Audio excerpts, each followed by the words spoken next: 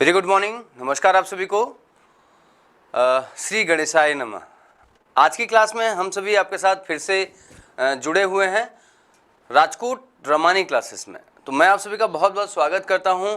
दोस्तों, कल के जो कॉन्सेप्ट थे हमारे, आप सभी ने देखा होगा, और नहीं देखा तो ज़रूर देखिए, क्योंकि कैसे पढ़ना है, कितना पढ़ना है, ये सारी चीज़ें हम आपको एक ही जगह पे क्लियर कर रहे हैं। तो मोस्ट वेलकम आप सभी का दोस्तों, बहुत बहुत स्वागत है। चलिए शुरू करते हैं। जहाँ से क्लासेस हमने कल की ख़त्म की थी, वहीं से शुरू करते हैं आज की क्लासेस। दोस्तों, मैंने आप सभी को प्राचीन भारत में पूरी बात बताई थी। प्राचीन भारत के अंतर्गत अब देखिए, हमने आपको स्रोत से लेकर के, है ना, स्रोत से हमने आपको बताया था कहाँ तक, गुप्तोत्तर काल तक, है ना, गुप्तोत्तर काल तक हमने आपको समझाया था कि किस तरीके से प्रश्न आते हैं और कैसे टॉपिक कवर किया जाएगा, नोट्स कैसे बनाया जाएगा। इस पे हमने एक बृहद चर्चा आपके साथ की थी। आज की चर्चा इसके आगे की, है ना, इसके आगे हम लोग चलते हैं कि कैसे आगे वाले चैप्टर्स में क्वेश्चंस आते हैं। चैप्टर्स क्या क्या हैं, उनमें कौन कैसे प्रश्न बनते हैं, उन सभी विषयों पे हम लोग एक बेहतरीन चर्चा करेंगे।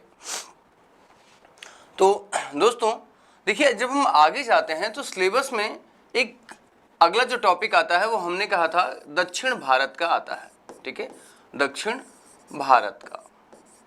ठीक, और यहाँ पे दोस्तों हम लोग देखें तो इसे पूर्व मध्यकाल भी कहा जाता है। इसका पूर्व मध्य काल भी कहा जाता है, साउथ इंडियन हिस्ट्री या पोस्ट मेडिवल हिस्ट्री कहा जाता है, पोस्ट मेडिवल हिस्ट्री। ठीक है, अब देखिए इसके अंतर्गत अगर हम लोग देखें तो जो शासन वंश हैं, जैसे आप देखेंगे चालुक्य वंश,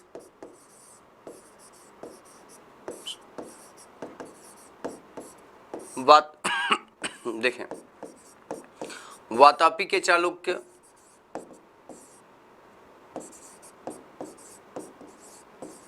या इन्हें बादामी के चालुक्य भी कहते हैं, कल्याणी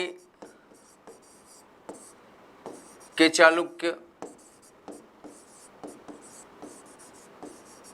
और वेंगी के चालुक्य, वेंगी के चालुक्य। देखिए ये तीन चालुक्य हैं जिनके बारे में आपसे पूछा जाता है। तो दोस्तों खास तौर से अगर हम देखें तो इस वाले टॉपिक से जो प्रश्न आने की संभावना होती है, अभी तक देखिए यूपीएससी में बहुत कम पूछा गया है, बहुत कम पूछा गया है यूपीएससी में। तो लेकिन फिर भी अब आपके पास टॉपिक है तो आपको तो पढ़ना पड़ेगा। तो इसलिए अगर हम लोग देखें तो यूपीएससी में यहाँ से जो प्रश्न आते हैं, इनके बीच हुए ये युद्ध पूछे जाते हैं। ठीक है, युद्ध। और सबसे महत्वपूर्ण जो पूछा जाता है वो वातापी के चालुक्य से पूछा जाता है, और वो है पुलकेशिन द्वितीय।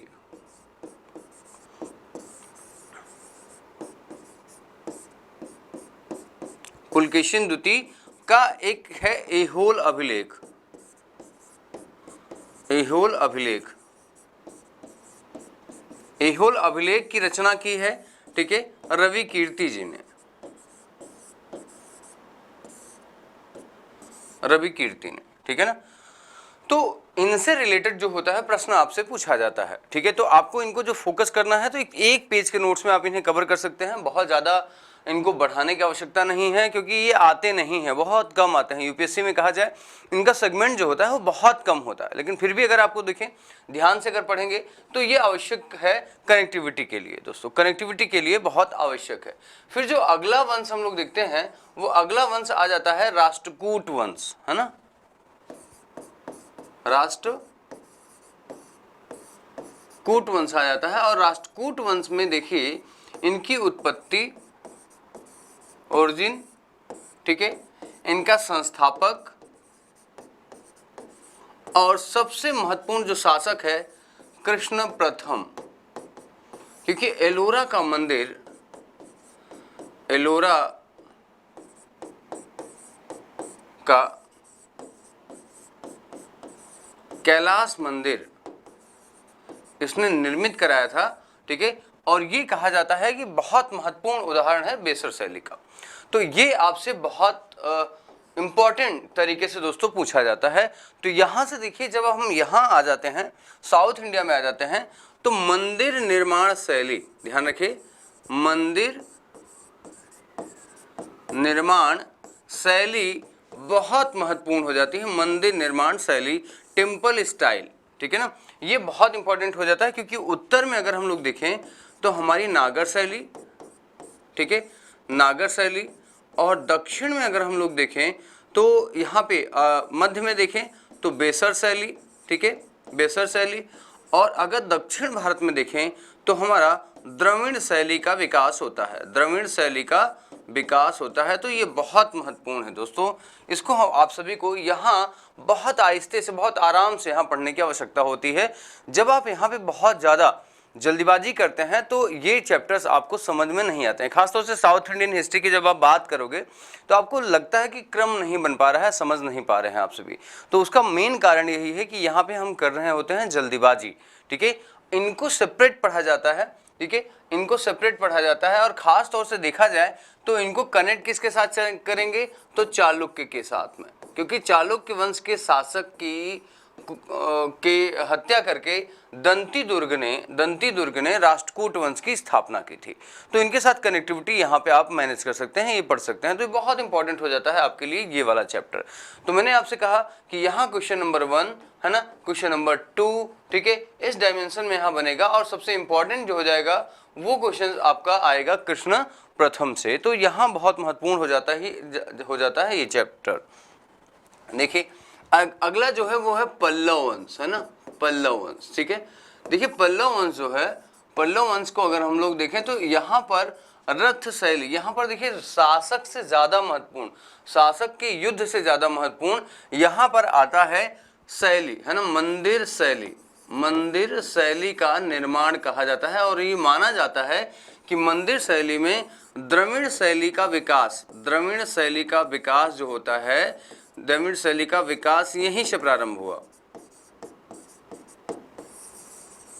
विकास यहीं से प्रारंभ हुआ, ठीक है। और उसमें द्रविड़ शैली में भी किस शैली का, मंदिर शैली की रथ शैली का विकास, रथ शैली का विकास यहीं से माना जाता है। और रथ शैली में आप देखेंगे तो बहुत सारे मंदिर शैली हैं, जितने भी शासक थे उन सभी ने अपने अपने नाम पर एक मंदिर निर्माण की परंपरा प्रारंभ की, जिसे हम उनके नाम से जानते हैं। लेकिन खास तौर से इन सभी मंदिर शैलियों को रथ शैली का नाम दिया जाता है।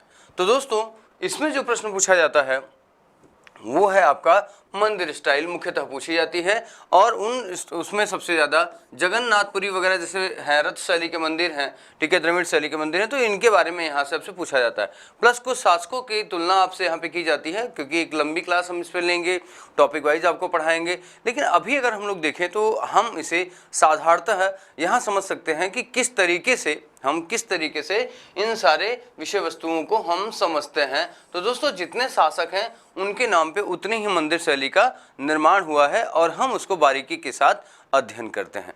तो ध्यान रखिए ये चीज़ें आपके लिए महत्वपूर्ण हैं।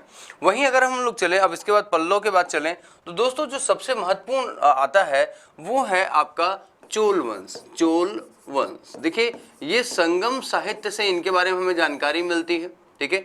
कहाँ से जानकारी मिलती है, संगम, ठीक है, संगम साहित्य से, ठीक है, संगम साहित्य से। संगम साहित्य में हम देखते हैं चेर, पांड्य और चोल शासकों के बारे में जानकारी प्राप्त होती है, ठीक है ना, ठीक है। संगम किसे कहते हैं, एक संगम साहित्य है, एक संगम वंश है, और है ना एक संगम है। तो ऐसी स्थिति में अगर हम लोग देखें तो जब संगम साहित्य से हमें इनके बारे में जानकारी मिलती है, जबकि संगम का अर्थ होता है कवियों का मिलन स्थल, ठीक है, कवियों का, जैसे आज हम संगम का अर्थ समझते हैं नदियों का मिलन स्थल, वैसे अगर हम लोग देखें तो संगम का अर्थ होता है कवियों का मिलन स्थल। तो दोस्तों यहाँ कवियों ने जो रचनाएं की, यहाँ 3 संगम होता है दोस्तों। 3 संगम में द्वितीय संगम में तोल्काप्पियम नाम के, है ना, एक रचना होती है जो तोल्काप्पियर करते हैं। तो ऐसी स्थिति में वो पहली तमिल ग्रंथ, व्याकरण ग्रंथ भी उसे माना जाता है। तो यहाँ से हम देखेंगे चोल वंश के बारे में जानकारी मिलती है। चोल वंश अगर देखा जाए तो इसकी प्रारंभिक स्थिति के बारे में जानकारी अगर हम संगम वंश से देखें तो तीसरी शताब्दी की समय की होती है, लेकिन वास्तव में जब हम संगम वंश को देखते हैं तो ये दोस्तों 10वीं शताब्दी ईस्वी की बात है, जब यहाँ के शासक है ना दक्षिण भारत में अपने शासन की स्थापना करते हैं। तो दोस्तों अगर हम लोग देखें तो यहाँ पर एक व्यक्ति है विजयालय, है ना, विजयालय, ठीक है, जिन्होंने संगम वंश की स्थापना की, ठीक है, एक संगम वंश की स्थापना की। फिर अगर आप देखें तो उसमें दूसरा जो शासक था वो है परांतक प्रथम, सबसे महत्वपूर्ण, है ना, परांतक प्रथम, ठीक है, परांतक प्रथम के बारे में आपको पढ़ना होगा। अगर मैं कहूँ कि साउथ इंडिया में जो सबसे इंपॉर्टेंट चैप्टर आ जाता है, सबसे इंपॉर्टेंट चैप्टर, तो वहाँ पे आपको वो चैप्टर है यही, आपको चोल वंश सबसे बेहतर पढ़ना पड़ेगा, तभी जाकर के आपको साउथ इंडिया से प्रश्न करने में आसानी होगी। क्योंकि मैं मानता हूं कि साउथ इंडिया में जो मैक्सिमम जो क्वेश्चंस आते हैं वो है मंदिर निर्माण शैली से बेस्ड करके क्वेश्चन आते हैं, ठीक है, बहुत सारे मंदिर से पूछे जाते हैं, आर्ट एंड कल्चर से बेस्ड बना के क्वेश्चन आपसे पूछा जाता है। लेकिन अगर देखा जाए राजनीतिक इतिहास के बारे में सबसे ज़्यादा महत्वपूर्ण खंड कौन सा है, तो राजनीतिक इतिहास के बारे में सबसे महत्वपूर्ण खंड है आपका चोल वंश, ठीक है। तो चोल वंश में हम लोग पहले शासक को देखते हैं विजयालय, दूसरा शासक है हमारा परांतक प्रथम, तीसरा शासक अगर हम लोग कहें सबसे महत्वपूर्ण है तो राजा प्रथम, ठीक है ना, फिर है राजेंद्र प्रथम। देखिए ये कुछ महत्वपूर्ण शासक हैं जिनके बारे में हमें सब कुछ पढ़ना पड़ता है। इनका राजनीतिक विजय किस तरीके से रहा, इनका साम्राज्य कैसा रहा, इन्होंने किसके किसके साथ युद्ध लड़ा है, ठीक है, और इन्होंने किस नए नगर का नामकरण किया है, नए नगर की स्थापना किया है, और साथ ही साथ इन्होंने कौन से मंदिर स्थापित किए, किन क्षेत्र में स्थापित किया, ये प्रश्न आपके सामने बन करके आता है। तो जब आप नोट्स बनाएं तो इस चीज़ का हमेशा ध्यान रखें कि आपको किस संदर्भ में क्या पढ़ना है ये जानना बहुत ज़रूरी होता है, क्योंकि जैसे ही आप जल्दीबाजी करते हैं, ठीक है, तो हमें या आपके लिए ये विषय जो होती है समस्या लेकर के आती है। क्योंकि इतिहास वैसे भी हमारी मानसिकता से में ये बताया जाता है, छात्र मानते हैं कि यह एक बोरिंग सब्जेक्ट है और इसे कैसे रटा जाए क्योंकि बहुत सारे तथ्य हैं। लेकिन मैं आपसे बताना चाहता हूं कि बगैर इतिहास के आप स्वयं का इतिहास रचना कठिन हो जाता है। तो ऐसी स्थिति में आप सभी को बहुत ही धैर्य के साथ में बहुत ही सारगर्भित नोट्स बनाना चाहिए, और ऐसे में आपको नोट्स बनाते समय ध्यान में रखना चाहिए कि हमें किन बिंदुओं पर ज़्यादा फोकस करना है। तो दोस्तों अगर हम कहें यहाँ से तो शासकों के राजनैतिक इतिहास से ज़्यादा, है ना, राजनैतिक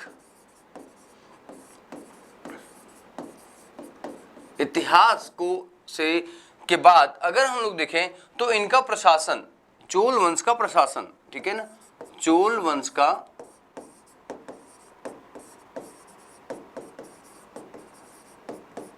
प्रशासन, ठीक है ना, एडमिनिस्ट्रेशन में देखिए इनके सबसे जो महत्वपूर्ण रहा वो है स्थानीय स्वशासन। स्थानीय स्वशासन, देखिए लोकल गवर्नमेंट पॉलिसी जो थी इनकी वो सबसे बेटर मानी जाती है। इसका जो प्रारंभ हुआ वो परांतक प्रथम के समय काल में स्टार्ट हुआ था, और लेकिन राजेंद्र प्रथम ने इसे राजराज प्रथम ने इसे बहुत ज़्यादा प्रश्रय दिया, महत्वपूर्ण स्थान दिया और इसे इस्टेब्लिश करने में पूरी मदद की।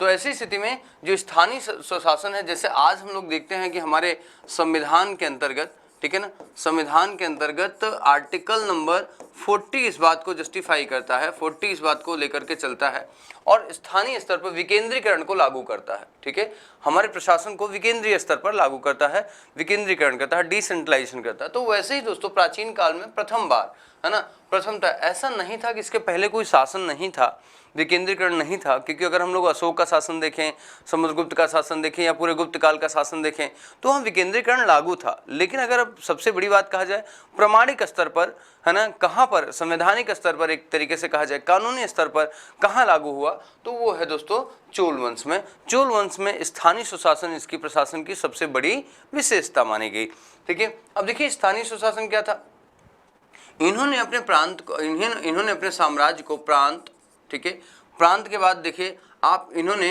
मंडल, वलनाडु, फिर इसके बाद नाडु, फिर इसके बाद कुर्रम, फिर इसके बाद उर में विभाजित किया था, ठीक है, उर में विभाजित किया था। तो प्रथम, द्वितीय, तृतीय, चतुर्थ, पंचम और खष्ट मतलब छठवां। ठीक है, इस तरीके से देखा जाए तो इन्होंने अपने प्रशासन को इन खंडों में विभाजित कर रखा था। खास तौर से अगर कहा जाए तो प्रांत को ही मंडलम के रूप में स्वीकार किया जाता था। ठीक है, मंडलम के बाद जो बड़ी इकाई होती थी वो थी वलनाडु। ठीक है ना, वलनाडु के बाद जो दूसरी इकाई थी वो थी नाडु, नाडु के बाद कुर्रम, कुर्रम के बाद उर। यह इनकी मुख्य इकाइयां मानी जाती थी, जिसके आधार पर यह अपना शासन विकेंद्रीकरण की ओर ले जाते थे। अर्थात उर का जो मतलब था वो था गांव। ठीक है ना, उर का मतलब था वो गांव है। ठीक है ना, और यहाँ पे देखिए इनमें जो उर का क्षेत्र था यहीं पर इसको एक तरीके से नया स्ट्रक्चर दिया गया था प्रशासन के लिए। तो यहाँ दोस्तों 3 तरीके की व्यवस्थाएं लागू की गई थी। ठीक है, अब देखिए अगर हम लोग स्थानीय स्वशासन को समझने का प्रयास करें तो जैसे कोई गांव है या उर है तो आप देखिए इसको 3 तरीके से बांटा गया था। एक था सभा, ठीक है, देखिए उसके बाद उर, और अगला है निगम, निगम। ठीक है ना, इसी सभा को वरीयम कहा जाता था, वरीयम, है ना, और वरीयम को ही एक तरीके से स्थानीय स्वशासन का मुख्य अंश माना जाता था। खासतौर से इसमें ब्राह्मणों की नियुक्ति होती थी जिन्हें एक से अधिक वेदों का ज्ञान प्राप्त था, जिनके पास 1.5 एकड़ की जमीन हुआ करती थी, जिनकी उम्र 35 साल से ज़्यादा हुआ करती थी। ठीक है, वो इनको कर मुक्त ज़मीनें दी जाती थी और ये उस वहाँ पे प्रशासन करते थे। कुल मिला के देखा जाए तो यहाँ पे 30 सदस्यों की 6 समितियां थीं। ठीक है, और 6 समितियों के आधार पे, ठीक है, 5 समितियां थी जिनके आधार पर ये यहाँ पे अपना प्रशासन किया करते थे। ठीक है, इन व्यवस्थाओं को बेहतर बनाया करते थे। तो ये है आपके अलग क्वेश्चंस। ठीक है, तो ध्यान में रखिए कि अगर आप चोल वंश पढ़ रहे हैं तो चोल वंश को पढ़ते समय अगर आप देखिए पहला प्रश्न, अगर आप इनकी उत्पत्ति नहीं पढ़ते हैं, उत्पत्ति, है ना, इनकी उत्पत्ति बहुत महत्वपूर्ण है। ठीक है, और ये किन नदियों के बीच में, किन नदियों के संगम पर आते हैं, जैसे संगम आपको पढ़ना पड़ेगा, मैं सारी बातें आपको पढ़ाऊंगा। जैसे ये पेन्नार और कृष्णा नदी के बीच में थे और जिनका सबसे महत्वपूर्ण क्षेत्र था रायचूर दोआब, है ना, रायचूर दोआब का क्षेत्र था। ठीक है, तो ये आपको कंटेंट क्लियर रखना पड़ेगा कि हमें कहाँ से ज़्यादा प्रश्न आते हैं। फिर मैंने दूसरा आपको बताया कि इनकी राजनीतिक इतिहास के बारे में पढ़ना पड़ेगा, क्योंकि इन्होंने सभी ने पूरे दक्षिण भारत की स्थिति को बदल दिया। ठीक है, और एक नए भूमिका में दक्षिण भारत को ले जाने का इन्होंने बेहतर प्रयास किया। तो ये बहुत महत्वपूर्ण हो जाता है विषय के आधार पर। ठीक है, फिर मैंने आपसे इनसे बताया कि आप इनके खास तौर से जो ये राजनीतिक इतिहास के बारे में है तो इनके द्वारा स्थापत्य, है ना, खासतौर से स्थापत्य में मंदिर शैली को विशेष स्थान आप देंगे। और दोस्तों इनमें जो पूछा जाता है वो इन शासकों की उपाधियां पूछी जाती हैं, है ना, उपाधि टाइटल्स दोस्तों इनके पूछे जाते हैं। तो ये बहुत महत्वपूर्ण हो जाता है। क्या पढ़ना है, ठीक है, अगर आपको पता होगा तो आपकी कलम निश्चित समय में अपना लक्ष्य प्राप्त कर लेगी। लेकिन अगर दोस्तों आप इसमें काफ़ी लंबा समय लगाते हैं तो इसका मतलब है कि आपके पढ़ने की प्रक्रिया में दोष है। मैं आपको बताना चाहता हूं कि जब भी कभी किसी लक्ष्य को शुरू करें तो इस बात का ध्यान रहे कि लक्ष्य के परिणाम से ज़्यादा उसकी प्रक्रिया पे आपका ध्यान होना चाहिए, उसके प्रोसेस पे आपका ध्यान होना चाहिए। क्योंकि जब हम लक्ष्य के रिजल्ट पे फोकस करते हैं, अपने लक्ष्य में हमेशा परिणामगत अध्ययन करते हैं, तो हमारे अंदर उत्साह की कमी आ जाती है। क्योंकि हर दिन हम लक्ष्य के परिणाम की चर्चा करते हैं कि आज हमारा अगर हम रिजल्ट आ जाता तो क्या हो जाता है। ऐसे में एक समस्या खड़ी हो जाती है, आप हतोत्साहित हो जाते हैं। लेकिन अपने हतोत्साहन से बचने का सबसे अच्छा तरीका यही है कि आप अपने प्रक्रिया पे ध्यान दीजिए कि आप जो पढ़ाई कर रहे हैं वो व्यवस्थित है कि नहीं। ऐसे में आप बेहतर अध्ययन कर सकते हैं और बहुत अच्छा परिणाम आप दे सकते हैं, इसमें कोई दो राय नहीं है। आप अपनी क्षमता पर विश्वास रखें। जब आपका बहुत अच्छा विश्वास आपके ऊपर स्वयं होता है तो लक्ष्य बहुत नज़दीक होता है। तो दोस्तों ध्यान रखना है, ये रहा प्राचीन इतिहास का पूरा खंड, जहां पे मैंने आप सभी को समझाने का प्रयास किया कि आखिर कैसे आते हैं हर सेक्शन से प्रश्न। तो दोस्तों देखिए, चोल वंश का प्रशासन बहुत ही महत्वपूर्ण है। और दूसरा अगर देखा जाए चोल वंश की सोसाइटी, ठीक है, समाज, जिसे हम लोग भारतीय समाज को देखते हैं 4 वर्गों में बटा होता है, 4 जातियों में बटा होता है, तो नहीं, इनका समाज 2 वर्गों में बटा हुआ था। ठीक है, एक ब्राह्मण और दूसरा गैर ब्राह्मण। ठीक है। तो उनकी कार्य पद्धति को आपको ध्यान में रखना होगा कि आखिर ब्राह्मण वर्ग का विशेष कार्य क्या था और गैर ब्राह्मण का जो था, नॉन ब्राह्मण थे, उनका क्या स्पेशल वर्क था और किसके कारण इनका डिस्क्रिमिनेशन होता था, इनका विभाजन किया गया था, सामाजिक विभाजन था। इन बातों को आपको विशेष तरीके से पढ़ना होगा। तो दोस्तों अगर देखा जाए तो प्राचीन काल में जितनी चर्चा मैंने आपके साथ की, अगर उसका आप सभी नोट्स बना लेते हैं, उसको आप बेहतर तरीके से अध्ययन कर लेते हैं, तो एक भी प्रश्न आपका गलत नहीं होगा और एक ही बार में आपका नोट्स कंप्लीट हो जाएगा।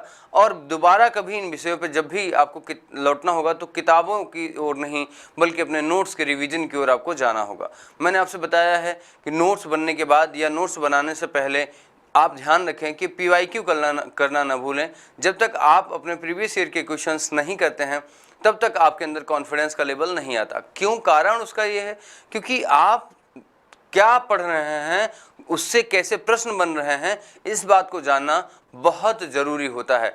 तो आप सभी अपनी दिनचर्या को बेहतर कीजिए और दोस्तों अपनी पढ़ाई को बहुत ही साइंटिफिक करिए, जिसके माध्यम से आप पढ़ें जितना उतने का नोट्स प्रिपेयर हो जाए। तो चलिए अगले चरण की ओर चलते हैं और अगला चरण है हमारा मध्यकालीन इतिहास। ठीक है ना, हम लोग दोस्तों पढ़ेंगे मध्यकालीन इतिहास।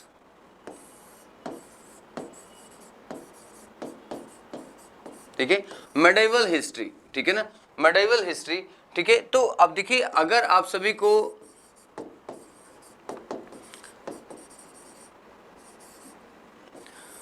मेडिवल हिस्ट्री में चलना है तो दोस्तों यहाँ देखिए इसका सिलेबस फिर से हम उसे डिस्क्राइब करेंगे, जिसके बाद आप देखेंगे कि कैसे कैसे प्रश्न कैसे बनते हैं, उन पे हम लोग चर्चा करेंगे। ठीक है, तो देखिए अगर हम लोग इसकी शुरुआत करते हैं तो सबसे बड़ी बात शुरुआत इसकी भी हो जाती है स्रोत से।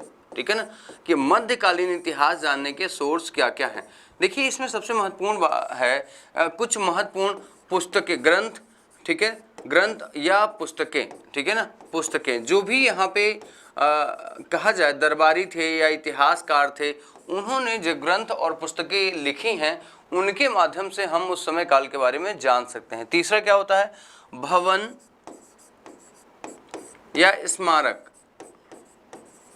या मुद्राएं। तो दोस्तों अगर कहा जाए तो देखिए ये तो हो जाता है आपका साहित्यिक स्रोत। ठीक है, साहित्यिक स्रोत बहुत आवश्यक है इनके बारे में जानना, साहित्यिक स्रोत। और वहीं अगर हम लोग कहें इस वाले पार्ट को तो ये हो जाता है पुरातात्विक स्रोत, है ना, पुरातात्विक स्रोत। तो दोस्तों दोनों बहुत आवश्यक है ना। एक तरफ से साहित्यिक स्रोतों को भी हम पढ़ करके है ना देख सकते हैं और दूसरा पुरातात्विक स्रोतों के माध्यम से भी हम ये समझ सकते हैं कि मध्यकालीन इतिहास का प्रारंभ कैसे हुआ और अंततः इसके बारे में समस्त जानकारियां हमें कैसे प्राप्त होती हैं। तो एकदम आप सभी को इस चीज का ध्यान रखना आवश्यक है।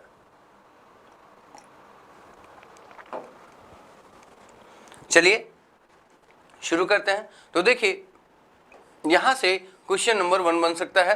ठीक है, टॉपिक नंबर 1 है तो यहाँ से क्वेश्चन नंबर 1 ये है और क्वेश्चन नंबर 2 आपका ये है। अक्सर यहाँ से आपसे सीधे सीधे प्रश्न पूछ लिया जाता है कि किसकी रचना के अंतर्गत किस शासक के बारे में, किस सुल्तान के बारे में जानकारी प्राप्त होती है, उनके बारे में समाज, उनके प्रशासन के बारे में जानकारी देने वाली पुस्तक कौन सी है। ठीक है, तो ये आपके लिए बहुत बेहतर हो जाता है, आप इसे अच्छी तरीके से पढ़ेंगे। इसकी लिस्टिंग हम प्रोवाइड करेंगे और इसके बारे में क्रमिक रूप से अध्ययन करेंगे, चाहे वो आपकी जितने भी शासन वंश में आए हुए, चाहे वो अलबरूनी हों, वहाकी हों, फिरदौसी हों, वदायूनी हों, बर्नी हों, इन सभी के बारे में। ठीक है, इब्न बतूता हों, इनके सभी के बारे में हम लोग बृहद चर्चा करेंगे साहित्य में। ठीक है, वहीं स्मारकों के बारे में हम चर्चा करेंगे, किसने कौन से नगर स्थापित किए, कौन सी बिल्डिंग्स स्थापित की, ठीक है, कौन से भवन निर्मित किए, इन सारे बातों को हम लोग बेहतर तरीके से डिस्कस करेंगे और आपके साथ उनके माध्यम से बताएंगे कि कैसे भारत में इस्लामीकरण का प्रवेश होता है और इसका प्रमाण हमें कैसे प्राप्त होता है। ठीक है, तो चलिए इतिहास जानने का स्रोत जो है वो सभी के लिए अलग अलग है। जैसे हम प्राचीन काल के बारे में जानते हैं और दोस्तों उसी तरीके से हम मध्यकालीन भारत के बारे में भी इतिहास के स्रोत में साहित्यिक स्रोतों, पुरातात्विक स्रोतों पर निर्भर रहते हुए उन्हें हम देख सकते हैं। और खासतौर से अगर देखा जाए तो पुरातात्विक स्रोतों में अगर हम लोग देखें या हम कहें जो अभी वर्तमान की स्मारक बिल्डिंग हैं तो उनको देखा जाए तो अभी भी हमारे लिए एक प्रत्यक्षता है, प्रमाण प्रत्यक्ष है हमारे पास में। हम देश के किसी भी कोने में जाएं तो मुगल कालीन जो बिल्डिंग्स हैं वो हमें दिखाई दी जाती हैं, ठीक है, और वो हमारे लिए कहीं न कहीं उस समय काल की चित्रण, यथार्थ का चित्रण कर देती हैं। वो हमें दिखाती हैं, पिक्चराइज कर देती हैं कि क्या इनका स्वरूप रहा होगा, कैसे इन्होंने इसको बनाया होगा। It is very important to, है ना, know about the medieval history. Okay, the next topic अगर हम लोग देखें तो टॉपिक नंबर 2 अगर देखा जाए तो क्या हो जाएगा। देखिए, भारत में आने वाले मुस्लिम आक्रमणकारी, ठीक है ना, अगर कहा जाए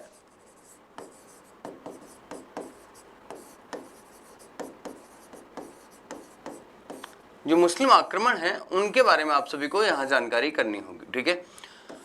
तो देखिए, एक्चुअली अगर हम लोग माने तो 2 ही लोगों ने आक्रमण किया था, एक थे अरबी, ठीक है, अरबी, और दूसरे थे तुर्की। लेकिन अगर हम लोग बात करें तो विस्तार जिसका रहा सबसे ज्यादा वो है तुर्की। ये है बहुत ही मिनिमम। देखिए, एक शासक हुआ करता था अरब में, अल हज्जाज।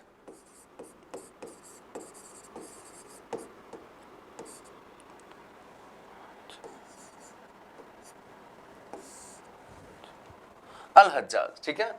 अल हज्जाज के समय ही मोहम्मद बिन कासिम,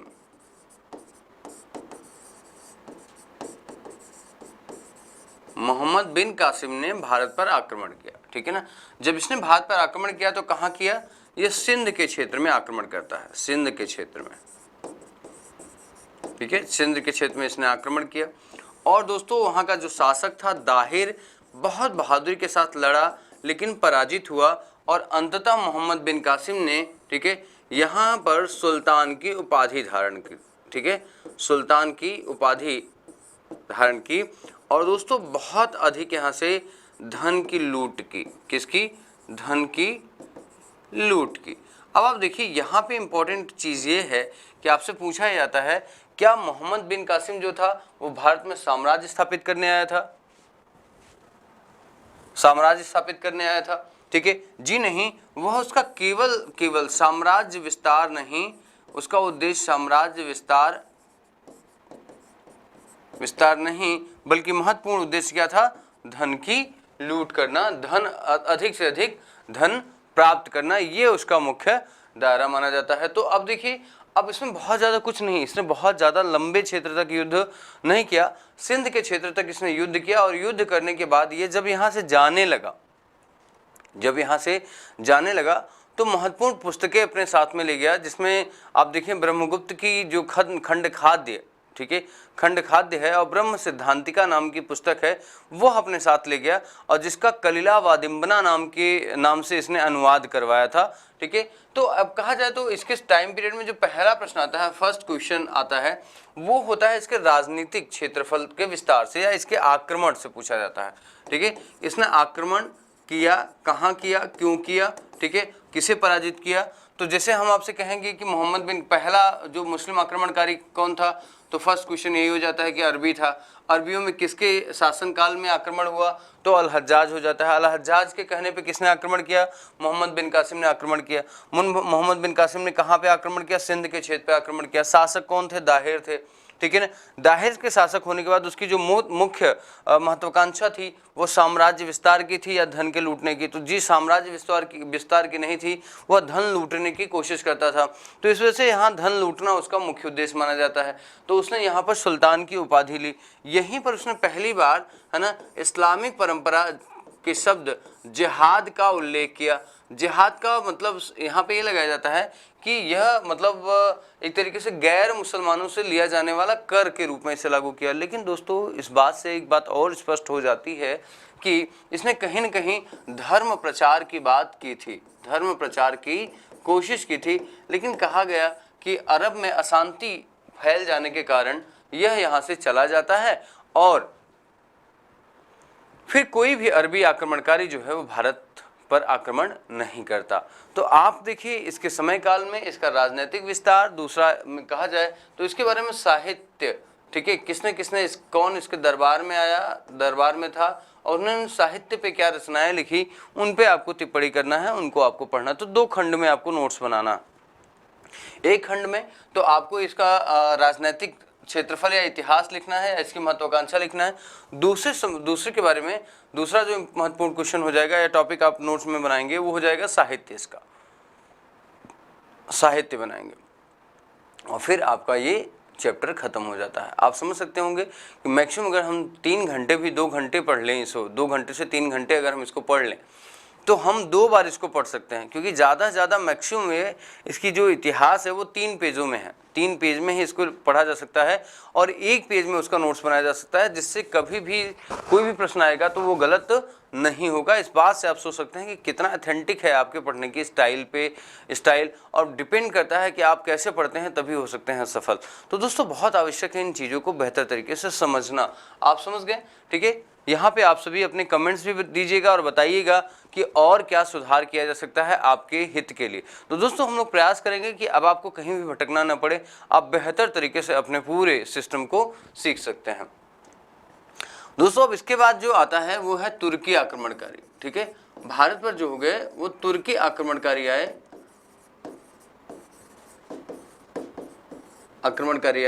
और इनका जो टाइम पीरियड था ये बहुत महत्वपूर्ण था, क्योंकि सबसे पहली बात यह है कि इन्होंने जब आक्रमण किया तो एक विस्तार पूर्वक क्षेत्रफल पर इन्होंने विजय प्राप्त करना शुरू कर दिया, इनकी महत्वाकांक्षाएं बढ़ना शुरू कर दी। प्राथमिक स्तर पे अगर देखा जाए, प्राइमरी लेवल पे अगर देखा जाए तो इनका भी उद्देश्य था, इनका भी एम था धन की लूट करना, है ना, लूटिंग्स इनका भी एक पर्पस था। लेकिन बाद में इन्होंने क्या देखा कि बहुत बड़ा गैप देखा भारत में, और भारत के कमज़ोर प्रशासन में शासकों की स्थिति को देख करके एकदम इन्होंने इस बात को डन कर लिया, इस बात को श्योर कर लिया कि कहीं न कहीं हम भारत में बेहतर, ठीक है, तरीके से बेहतर साम्राज्य की स्थापना कर सकते हैं। तो दोस्तों कहा जाए जो सबसे महत्वपूर्ण शासक था वो था अल्पतगीन। ठीक है, अल्पतगीन। देखिए अल्पतगीन कौन था? अल्पतगीन तुर्क क्षेत्र का शासक हुआ करता था। इसने अपने समय काल में इसका जो दास था कहा जाता था, उसका दामाद भी था ये, क्योंकि योग्यता के अनुसार इस्लाम में, ठीक है ना, किसी गुलाम को अपने परिवार का अंग बनाए लेना बहुत बहुत महत्वपूर्ण माना जाता था। तो दोस्तों यहाँ अल्पतगीन ने सुबुक्तगीन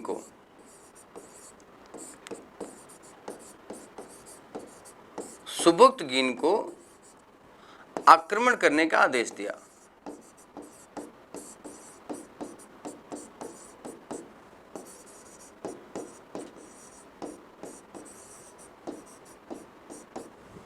ठीक है, सुबुक्तगीन को आक्रमण करने का आदेश दिया। और जब सुबुक्तगीन ने आक्रमण करना प्रारंभ किया, ठीक है, आक्रमण करना प्रारंभ किया, तो दोस्तों यहाँ पे जो पंजाब वाला बेल्ट है ना,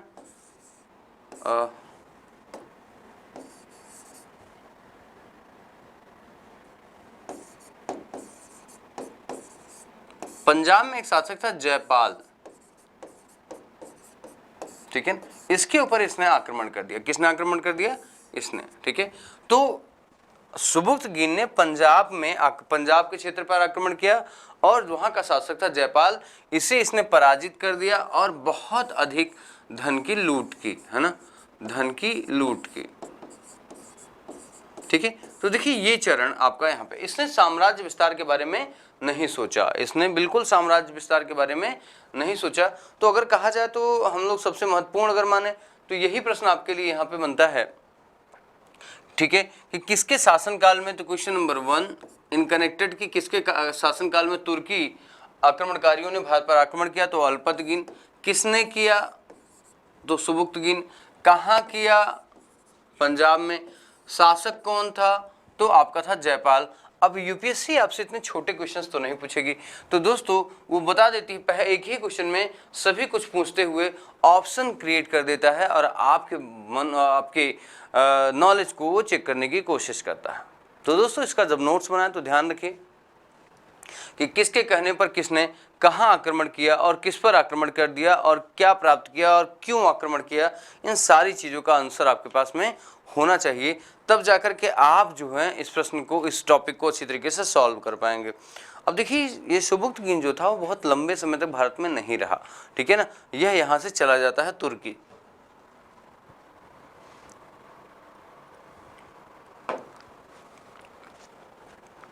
ये यहाँ से चला जाता है। लेकिन अब इसके बाद हम देखें तो इसके बाद जो आता है वो है मोहम्मद शहाबुद्दीन गौरी, है ना, या हम लोग कहें मोहम्मद गौर सॉरी गजनवी आता है, राइट है ना।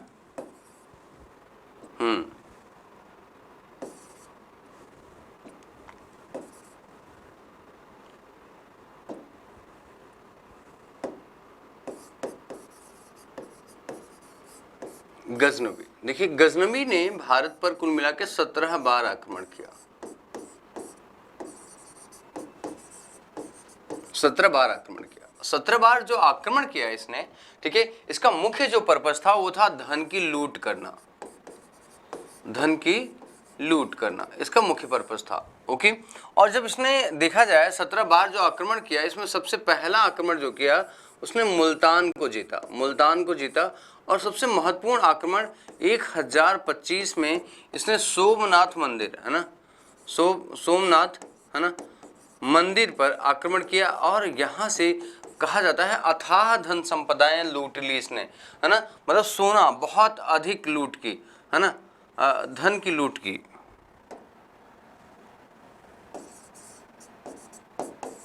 धन की लूट की यहाँ से, ठीक है।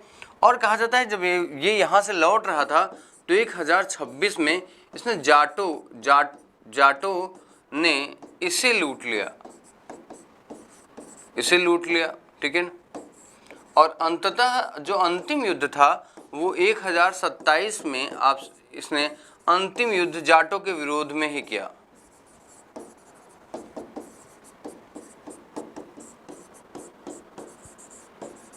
इसका परिणाम क्या रहा इस बात में अभी भी इतिहास संशय में है, बहुत सारी चर्चाएं नहीं होती हैं, ठीक है। तो यहाँ पर ये इसका पहला कॉलम क्वेश्चन हो जाएगा जब इसके राजनीतिक इतिहास में इसके आक्रमण या भारत में प्रवेश से लेकर के पूछे जाने वाला विषय होता है। देखिए अब 17 आक्रमण को पढ़ना बहुत आवश्यक नहीं है, ठीक है, लेकिन अगर आप अपनी जानकारी के लिए पढ़ना चाहते हैं तो पढ़ लीजिए, हम तो पढ़ाएंगे ही आपको, ठीक है। लेकिन ध्यान में रखने वाले आक्रमण यही हैं, ये आपका पहला हो जाता है, उसके बाद ये 3 जो आक्रमण हैं ये आपसे पूछे जाते हैं तो इनका आक्रमण ही हो जाता है। लेकिन अब इसने अपने साथ में सबसे पहली बात ये है कि जब ये भारत में आक्रमण करने आया तो किन किन बिंदुओं पर इसने चर्चा की, सबसे ज़्यादा महत्वपूर्ण कौन कौन से बिंदु रहे, ठीक है, उन पे आपका ध्यान रहना बहुत आवश्यक है, ठीक है, बहुत आवश्यक है, तब जाकर के आप एक बेहतर परफॉर्मेंस यहाँ पे दे पाते हैं। दोस्तों जो अगला खंड हो जाएगा, अगला खंड है वो है इसके समय में इसके साथ या दरबारी, इसके साथ कौन से, इसके साथ में कौन कौन से लोग थे और इसके दरबारी कौन कौन से थे, ये हो जाएगा अगला दूसरा क्वेश्चन दोस्तों इससे, ठीक है। और कहा जाए तो गजनवी से रिलेटेड और कोई क्वेश्चंस नहीं बनता। जब आप इसे बेहतर तरीके से बनाएंगे, बेहतर तरीके से आप इसे सॉल्व करेंगे तो आपको एक आइडिया लग जाएगा कि आपका उत्तर कैसे हो सकता है,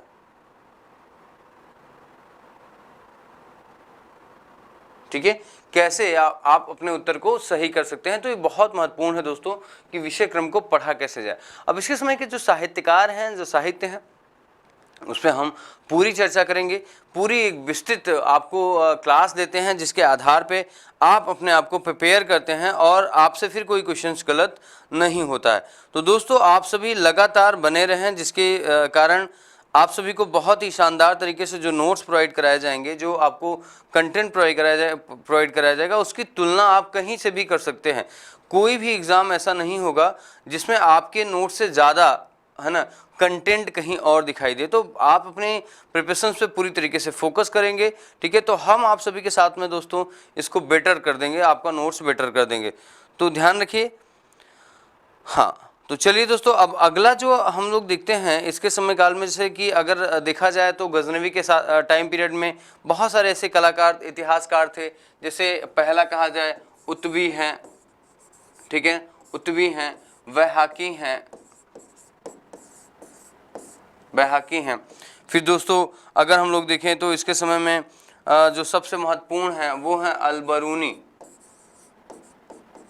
अल-बरूनी, ठीक है। ये आपको इनके बारे में पढ़ना पड़ेगा। तो इनकी पुस्तकें कौन कौन सी हैं आप लोग तब तक ढूंढें, ठीक है, आप तब तक सर्च करें, ठीक है, इनके बारे में विस्तृत जानकारी आप सर्च करें और हम कंप्लीट वीडियो के साथ में आपको दोस्तों इनको पूरा पढ़ाएंगे, तो आपके सारे डाउट्स हो जाएंगे ख़त्म। लेकिन एक बार आप रीड करना चाहते हैं तो मैं आपको अवसर देता हूं और होमवर्क भी देता हूं कि आप सभी इनके बारे में जानकारी एकत्र करें, कैसे आप इनके बारे में अच्छी तरीके से जानते हैं।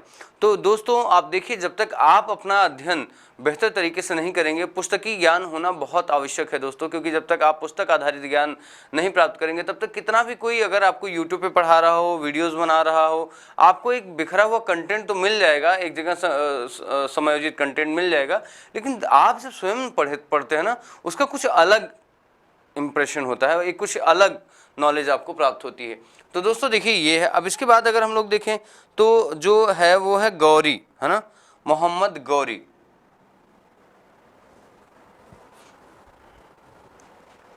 अब देखिए गजनवी के बाद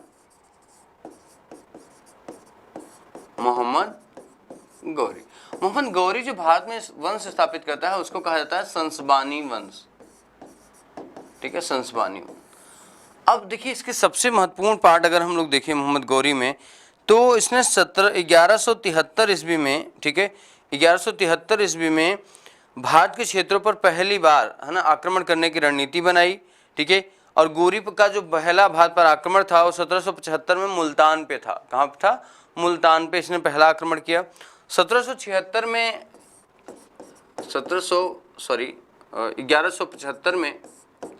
मुल्तान से 1166 में गुजरात में हार गया था ये, ठीक है, गुजरात में पराजित हो गया था। उसके बाद लगातार इसने अवसरों की तलाश रखी भारत में, और जब भी इसको मौका मिला तो इसने भारत पर आक्रमण किया। अब दोस्तों देखिए सबसे महत्वपूर्ण बात ये थी कि इसको एक मौका, इसने एक हिम्मत जुटाई और इसने देखिए इसके समय में 3 महत्वपूर्ण युद्ध होते हैं, जिसे हम लोग बोलते हैं तराइन फर्स्ट, ठीक है, तराइन सेकेंड, और दोस्तों एक युद्ध है चंदावर का युद्ध। देखिए ये होता है 1191 में, ये है 1192 में, और ये है 1194 में, ठीक है दोस्तों। ये युद्ध होते हैं, 3 युद्ध होते हैं। देखिए यही युद्ध है जब मोहम्मद गौरी जो है दिल्ली तक अपनी पहुंच बनाने की कोशिश करता है। लेकिन होता क्या है कि जब पहला युद्ध होता है तो एक तरफ गौरी वर्सेस पृथ्वी थर्ड, है ना, पृथ्वीराज चौहान थे, तो यहाँ पृथ्वीराज चौहान विजयी हो जाते हैं, गौरी की पराजय हो जाती है।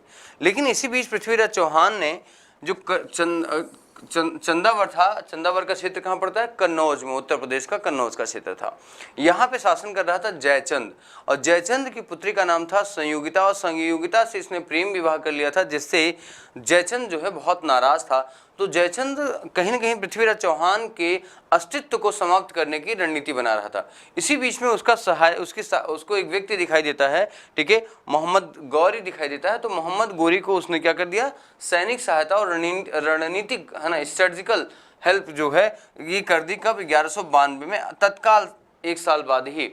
तो दोस्तों यहाँ क्या हो जाता है, जब तराइन का द्वितीय युद्ध होता है तो एक तरफ गौरी होता है, दूसरी तरफ पृथ्वी थर्ड होते हैं, पृथ्वीराज चौहान तृतीय जिसे कहा जाता है। दोस्तों इसमें गौरी की विजय हो जाती है और पृथ्वीराज चौहान की पराजय हो जाती है। कहा जाता है कि पृथ्वीराज चौहान को कैद कर लिया गया और अंततः उसी बीच इनकी मृत्यु हो जाती है या हत्या कर दी जाती है, ऐसा इतिहासकारों ने कहा है, ठीक है। तो दोस्तों देखिए एक तरीके से देखा जाए तो हम लोग मोहम्मद गौरी के बारे में पहला प्रश्न पूछा जाता है, दूसरा इसके प्रारंभिक युद्ध के बारे में पूछा जाता है, तीसरा जो युद्ध पूछा जाता है ये देखिए कंबाइंड आपसे पूछा जाता है। लेकिन यहाँ पे प्रश्न पूछा जाता है आपसे कि वह कौन सा युद्ध था जिसके बाद भारत में इस्लामिक सत्ता की स्थापना हो जाती है, इस्लामिक सत्ता की भारत में स्थापना हो जाती है। तो दोस्तों अगर हम उस युद्ध की बात करें तो वो था तराइन का द्वितीय युद्ध, जिसके बाद भारत में स्थापित हो जाती है इस्लामिक सत्ता के इस्लामिक सत्ता स्थापित हो जाती है। लेकिन चंदावर के बाद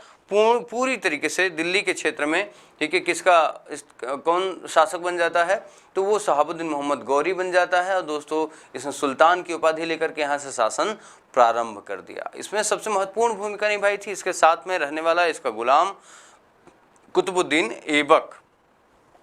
तो कुतुबुद्दीन ऐबक के बारे में भी हम लोग अब यहीं से शुरू कर देते हैं पढ़ना।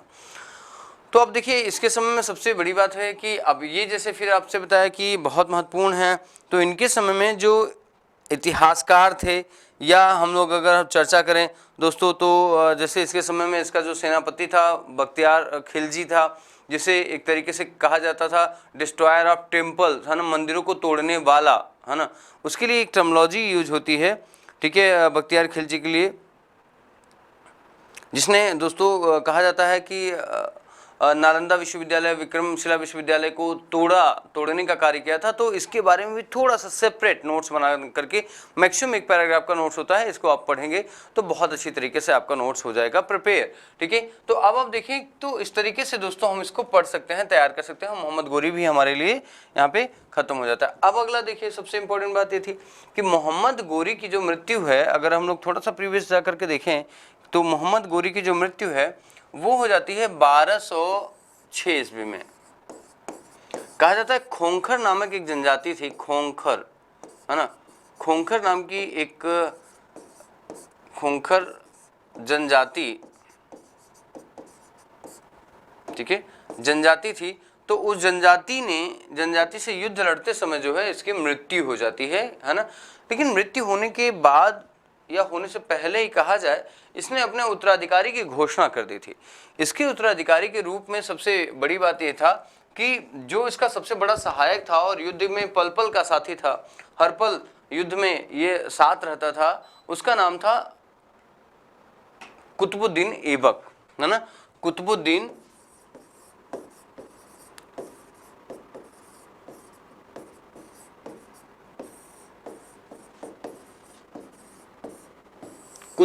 ऐबक। कुतुबुद्दीन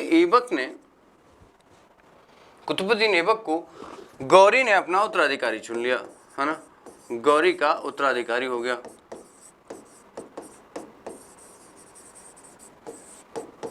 रिप्रेजेंटेटिव हो गया, राइट, है ना।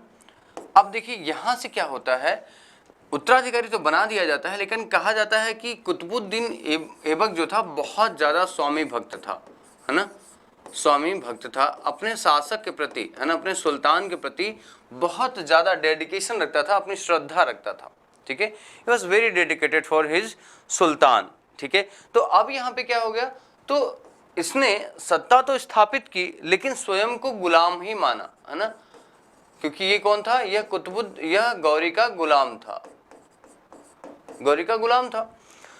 बाद में गौरी ने इसे अपना उत्तराधिकारी बना लिया, अपना सेनापति बना लिया, लेकिन यह अपनी स्वामी भक्ति के लिए बहुत अधिक जाना जाता था। और कहा इसने कि हम तो अपने सुल्तान के सिर्फ सेवक हैं, हम शासक कैसे बन सकते हैं, हम सुल्तान कैसे बन सकते हैं। तो दोस्तों देखिए, इसीलिए एक नए वंश की शुरुआत होती है जिसे कहा जाता है गुलाम वंश, गुलाम वंश, ठीक है ना।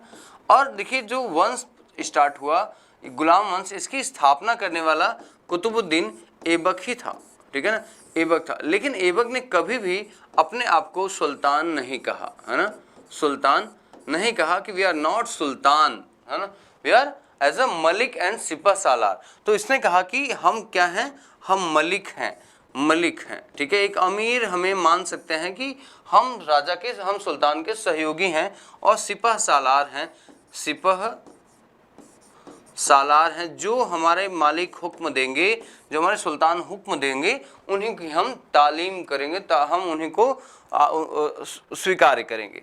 तो यहाँ जो होता है कुतुबुद्दीन ऐबक के बारे में अगर हम लोग देखें तो उसने सुल्तान का पद न धारण करके क्या किया, अपने आप को मलिक और सिपह सालार की भूमिका में स्पष्ट रूप से रखा।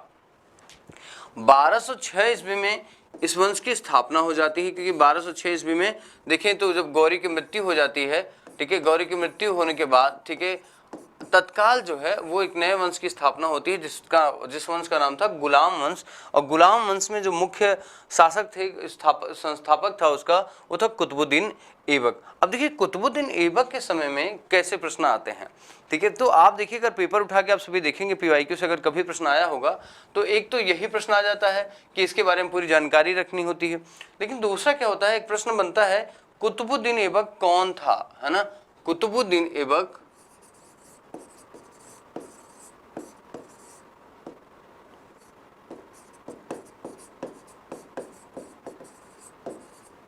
कुतुबुद्दीन ऐबक देखा जाए तो वो कौन था, देखा जाए, देखिए ये था गौरी का दास, गौरी का गुलाम था, क्योंकि गौरी, मोहम्मद गौरी ने इसे खरीदा था, ठीक है। लेकिन इसका जो नाम पड़ा, नाम है ना, वो बख्तियार कुतुबुद्दीन काकी, है ना। कुतुबुद्दीन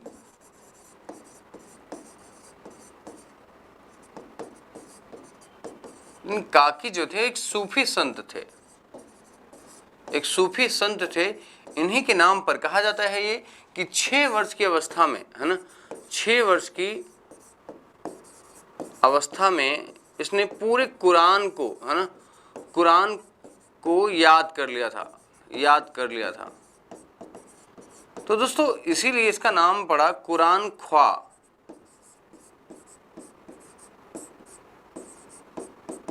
कुरान ख्वा। और कुतुबुद्दीन नाम पड़ा इसके अपने सूफी संत के गुरु के नाम पर, ठीक है। तो ये कहलाया कुतुबुद्दीन ऐबक। और कुतुबुद्दीन ऐबक ने अपने गुरु, है ना, कुतुबुद्दीन बख्तियार काकी की याद में ही कुतुब मीनार की स्थापना की थी, कुतुब मीनार की स्थापना की थी, ठीक है। और स्थापना के रूप में अगर हम लोग चर्चा करें तो इसकी नींव रखी थी, क्योंकि इसकी मृत्यु हो गई, ठीक है, कब, 1200, है ना। इसका जो टाइम पीरियड था 1206 से 1210 ईस्वी तक था। तो दोस्तों बहुत बड़ा कार्यकाल नहीं रहा है इसका, ठीक है, क्योंकि ये हुआ अंतिम समय में हुआ क्या कि पोलो खेलते समय, पोलो मतलब चौगान खेलते समय, चौगान मतलब वो समझ रहे हैं ना कि घोड़े पे बैठ करके, ठीक है, एक एम होता है कि बॉल को अपने, है ना, उससे मारना, ठीक है। तो डंडे से मारना, तो कहा जाए डंडा नहीं, उसको एक स्पेशल नाम दिया जाता होगा, आप लोग उससे सर्च कर लेंगे, देख लेंगे, ठीक है। तो पोलो खेलते समय उसकी मृत्यु हो जाती है, ठीक है। और ऐसी स्थिति में फिर एक नए वंश के, एक नए शासक की तलाश की जाती है। इसका वंश परंपरा के आधार पर देखा जाए तो इसका पुत्र जो है उसका नाम था आराम शाह। आराम शाह शासक बनाया जाता है, लेकिन आराम शाह जैसा नाम वैसा काम। आराम शाह आराम करने में ज़्यादा बिलीव करते थे, ठीक है। तो उन्हें जनता के द्वारा अयोग्य स्थापित कर दिया गया। और कुतुबुद्दीन के दामाद का नाम था इल्तुतमिश, जो कुतुबुद्दीन का गुलाम था। कुतुबुद्दीन ने इल्तुतमिश की पहचान की थी, उसे खरीदा था और अपने साथ उसको ट्रेंड किया और अपने दरबार में अपनी सेना में उसे शामिल किया था। और कुतुबुद्दीन ऐबक ने इल्तुतमिश को अपने समय काल में बदख्वा का सूबेदार नियुक्त कर रखा था, ठीक है। तो अमीरों ने, जो बहुत सारे अमीर थे, उन्होंने तत्काल परिस्थिति में, तत्काल कंडीशन को हैंडल करने के लिए इल्तुतमिश को बुला लिया, ठीक है। अब चलिए इल्तुतमिश पे आएंगे, लेकिन हम कहेंगे ये है आपका दूसरा क्वेश्चन, ठीक है। तीसरा क्वेश्चन जो आपसे पूछा जाता है वो है इसके समय में साहित्यकार जो थे और दरबारी जो थे। तो दोस्तों ये आपके नोट्स में होना चाहिए, ठीक है, ये चीज़ ध्यान में रखिए। अगर ये नोट्स में होगा तो क्वेश्चन नंबर 3 जो है वो बहुत आसानी से सॉल्व हो जाएगा, ठीक है। देखिए अगर हम आपको ये वीडियोस बना रहे हैं, ये वीडियोस में सबसे इंपॉर्टेंट सेक्शन आपका यही है दोस्तों, बहुत बड़ा क्वेश्चन आता है हम कैसे पढ़ें। और इसके लिए जो किताब आपको रखना है वो देखिए एनसीईआरटी की आती है, सतीश चंद्रा की किताब, ठीक है, सतीश चंद्र की किताब। तो आप इसके लिए जो बुक रख सकते हैं, बुक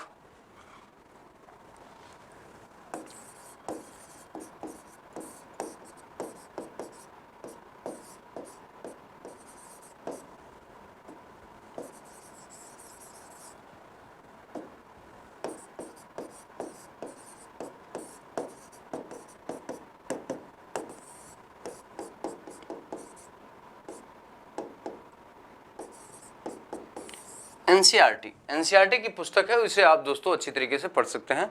और बाद में फिर बहुत सारी किताबें आ जाती हैं, लेकिन मैं कहूँगा कि जीएस के लेवल पे एक किताब पर्याप्त है और आप इसे पढ़ करके जितने प्रश्न आते हैं उसे सॉल्व कर सकते हैं। और मुझे एग्ज़ाम के पर्पज़ से अगर देखा जाए तो आप उतना ही पढ़ें जितना आवश्यक है, इसलिए पूरी वीडियो में आपके साथ चर्चा कर रहा हूँ। बहुत बड़ा द्वंद्व होता है, मैं जहाँ पे ऑफलाइन पढ़ाता हूँ ऑनलाइन पढ़ा रहा हूँ, ठीक है ना। तो दोस्तों वहाँ एक समस्या यही आ जाती है कि सर हम पढ़ें कैसे और उसका नोट्स कैसे बनाएं। तो पूरी चर्चा आप इसको वीडियोस को देख करके तैयारी आप कर सकते हैं। अब दोस्तों जो अगला आपका आता है, अगला है वो देखिए, वो आता है इल्तुतमिश। गुलाम वंश का अगला जो शासक होता है वो है आपका इल्तुतमिश, ठीक है। देखिए मैंने कहा कि इल्तुतमिश के बाद कुतुबुद्दीन ऐबक के बाद आता है आराम शाह, लेकिन आराम शाह एक अयोग्य शासक था, अयोग्य शासक हम कहें या सुल्तान कहें, ठीक है। देखिए इसके बाद लोगों ने, अमीरों ने जो था, अमीरों का मतलब क्या होता था, यही दरबार के मंत्री हुआ करते थे, दरबारी मंत्री हुआ करते थे जो, ठीक है,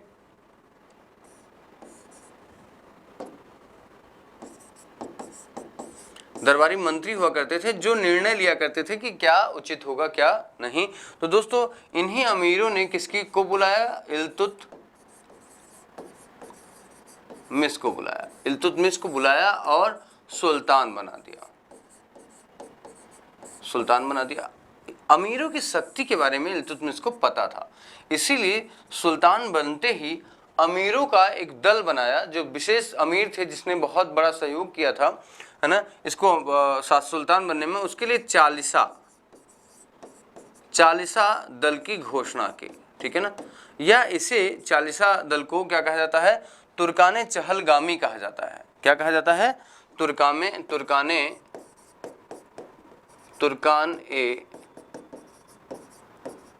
चहलगामी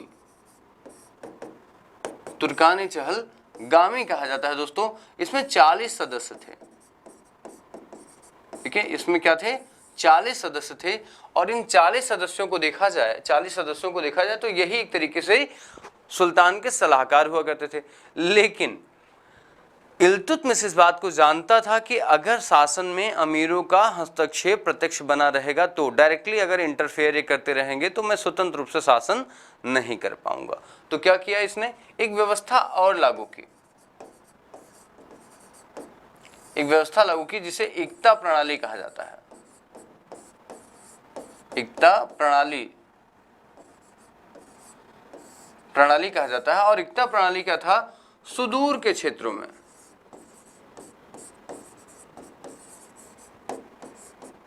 क्षेत्रों के जमींदार, एक तरीके से, ठीक है, जमींदार। अर्थात अब इन अमीरों को क्या किया कि यहां पे शिफ्ट कर दिया, ठीक है। तो दरबार खाली हो गया, इनको मिल गया ओहदा, पद और पैसा, तो ये सब यहाँ शिफ्ट होने लगे या इनके कार्य, इनका अपना इन्होंने कार्य देखना शुरू कर दिया। तो कहीं न कहीं दो महत्वपूर्ण चीज़ों की स्थापना की। प्लस अगला आप देखेंगे तो यही वो है इल्तुतमिश है जिसने अपनी राजधानी जो है वो लाहौर, क्योंकि कुतुबुद्दीन ऐबक के समय में जो राजधानी थी लाहौर थी, और यह दिल्ली ले आया, दिल्ली राजधानी को वापस, अपना दिल्ली को राजधानी बनाया, ठीक है। और यही पहला सुल्तान था जिसने अपने आप को खलीफा से, बगदाद के खलीफा से 1229 ईस्वी में बगदाद के खलीफा से इसने क्या किया दोस्तों, सुल्तान की उपाधि ली, सुल्तान की उपाधि ली। और कहा जाता है कि यही वास्तविक संस्थापक बन जाता है, वास्तविक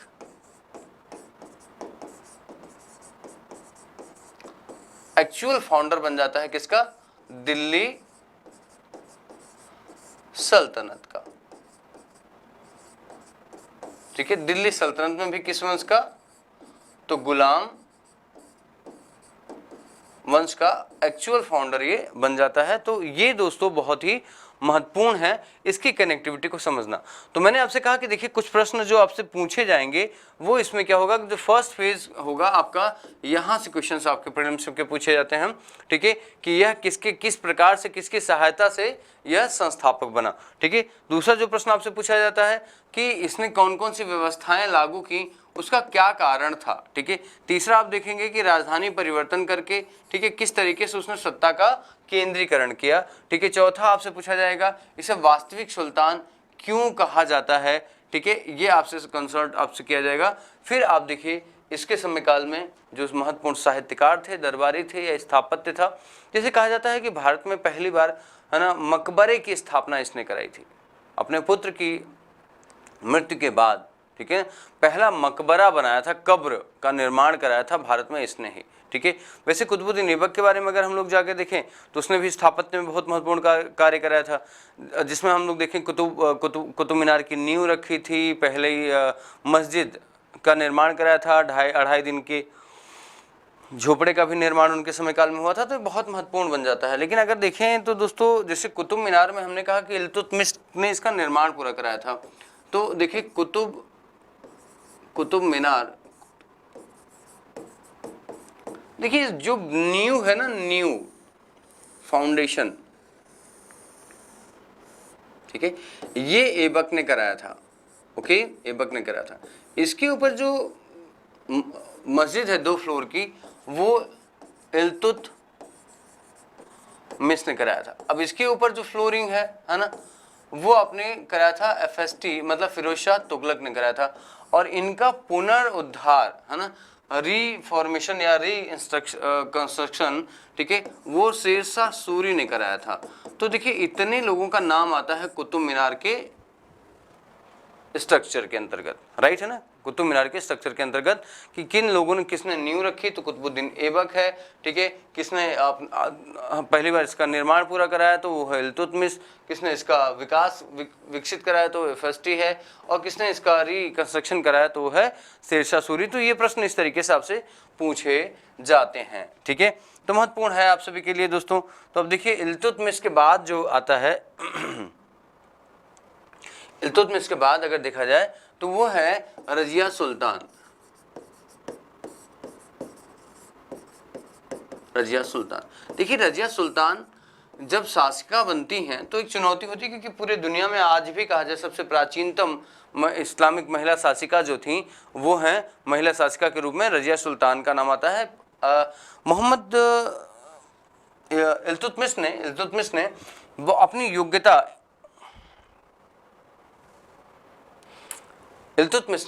को ध्यान में रखते हुए, ठीक है, अपनी पुत्री रजिया को सुल्तान बनाया था। जहां पे आप देखिए कि ये 1236 में सुल्तान बनती हैं, ठीक है ना, सुल्तान बनी। और कहा जाए अमीरों ने इनका विरोध किया, अमीरों ने विरोध किया। लेकिन ध्यान रखिए कि जो मुख्य अमीर विरोधी थे, मुख्य विरोधी अमीर थे, उनके नाम आपको याद करना होगा, जिसमें 5 नाम हैं। 5 नाम हैं, वो चर्चा आप करिए, आपके लिए क्वेश्चन है, होमवर्क है, ढूंढे इसे, मैं पढ़ाऊंगा तो क्लियर हो जाएगा, कोई डाउट आपको नहीं आएगा, राइट है ना, ठीक है। देखिए फिर आप देखिए इसके बीच षड्यंत्र जो हुआ, कॉन्स्पिरेंसी, ठीक है। षड्यंत्र में देखिए कौन कौन से लोग शामिल थे। एक तो एतगीन और बहराम शाह जो इसका भाई था, बहराम शाह ने मिल करके किस तरीके से षड्यंत्र के माध्यम से रजिया की हत्या कर दी 1240 में, ठीक है। ये आपको क्लियर वे में एक ही बार में कैथल है हरियाणा में, ठीक है, और वहां पे इसकी हत्या कर दी और कहा गया कि इसे डाकुओं ने मार दिया, है ना, डाकुओं ने मारा, ठीक है। रजिया गुंडों में फंस गई और मारी गई, ठीक है। तो इनके बारे में आपको बस इतना क्लियर डिटेल रखना होता है, क्योंकि 4 साल का टाइम पीरियड था, ज़्यादा इनके बारे में कुछ इतिहास नोन नहीं है। अगर हम अच्छी तरीके से पढ़ें तो 2 घंटा लगेगा इनके बारे में, और अगर हम उसे नोट्स में कन्वर्ट कर दें तो मैक्सिमम हमें 20 मिनट लगेगा, और जब हम पढ़ेंगे तो 5 मिनट में इन्हें रिवीजन कर सकते हैं। तो हम देख रहे हैं कि इन खंडों को अगर आप व्यवस्थित तरीके से सोचना शुरू कर देते हैं तो आप कैसे इनको अच्छी तरीके से कवर कर लेंगे। लेकिन दोस्तों अगर कहा जाए तो इसके बाद जो गुलाम वंश में सबसे महत्वपूर्ण शासक आता है, ठीक है, गुलाम वंश का सबसे महत्वपूर्ण शासक जो होगा वो हो जाएगा दोस्तों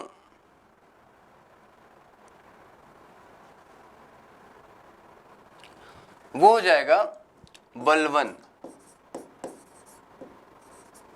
बलवन, देखिए बलवन जब गुलाम वंश का शासक बनता है तो देखिए इसके बीच में बहुत सारे शासक थे, रुकनुद्दीन वगैरह आए, सब लोग है ना, तो लेकिन कहा जाए कि अब महत्वपूर्ण शासकों पे ही चर्चा करना महत्वपूर्ण है, ठीक है, महत्वपूर्ण शासकों की ही चर्चा करना आवश्यक है।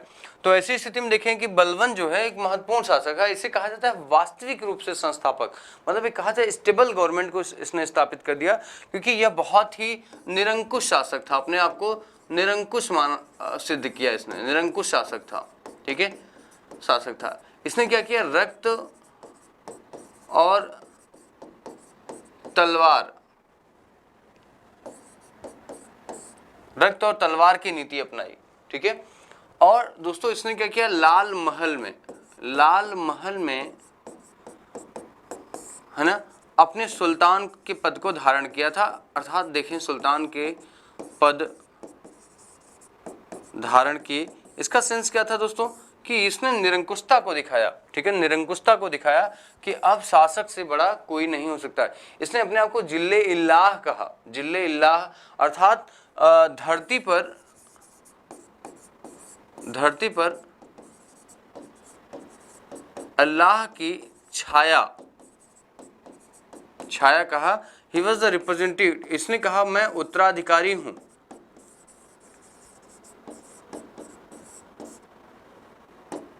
अल्लाह का उत्तराधिकारी अपने आप को बताया, ठीक है। तो ये यहाँ पे बहुत महत्वपूर्ण हो जाता है दोस्तों, अल्लाह का उत्तराधिकारी अपने आप को बताया, और यहाँ पर जनता को उसी तरीके से ट्रीट करना शुरू किया कि जो भी कुछ हूँ वो मैं ही हूँ, जो निर्धारित करूँगा वही सत्य होगा। और इसने फिर क्या किया, एक नई व्यवस्था को जन्म देना शुरू कर दिया, नई व्यवस्था को जन्म देना शुरू कर दिया। जैसे इसने क्या किया, सिजदा पद्धति, सिजदा, पाबोश और नौरोज, ठीक है। देखिए सिजदा का मतलब होता है कि अपने सर को झुका करके सुल्तान को सरोपरि मानना, पाबोश का मतलब होता है उसके पैरों को चूमना, ठीक है, और अपना समर्पण करना, सुल्तान के सामने कोई बड़ा छोटा नहीं था, सभी यहाँ पे समर्पित हो जाएंगे, ठीक है। और नौरोज का था फारसी त्योहार मनाना, जिस तरीके से हमारे यहाँ दीपावली मनाई जाती है, दीपोत्सव मनाया जाता है, वैसे यहाँ पे नौरोज को मनाना था, ठीक है। तो दोस्तों कहा जाए तो इसने जो था अमीरों के जो दल थे उन्हें समाप्त कर दिया, उनके वर्चस्व को समाप्त कर दिया, और सबको कहा कि आप इन पद्धतियों को स्वीकार करिए तभी आपका जीवन है, अन्यथा हम आपके जीवन को सुरक्षित नहीं स्वीकार करते, ठीक है। तो एक बहुत बड़ा कारण बना आने वाले टाइम पीरियड में कि कैसे, ठीक है, शासन किया जाए, और यहाँ से कठोरता लागू हो गई, रक्त और है ना तलवार की नीति।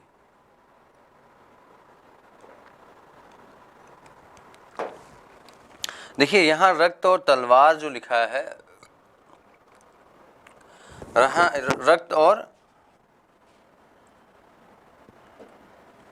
लौह की नीति,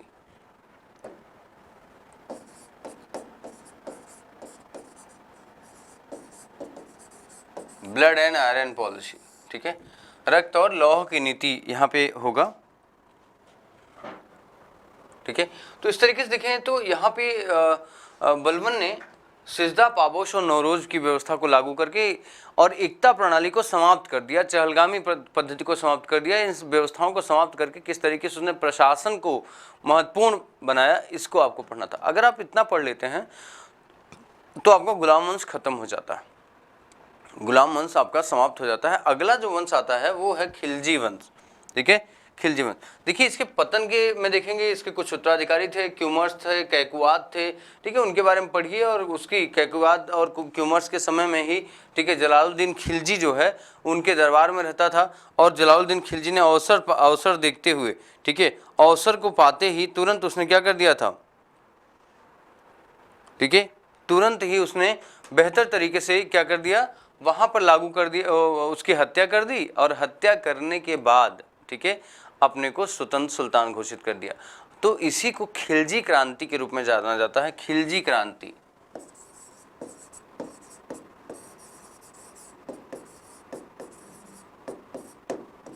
खिलजी क्रांति, देखिए खिलजी क्रांति अगर हम लोग देखें तो इसमें सबसे महत्वपूर्ण है जलालुद्दीन।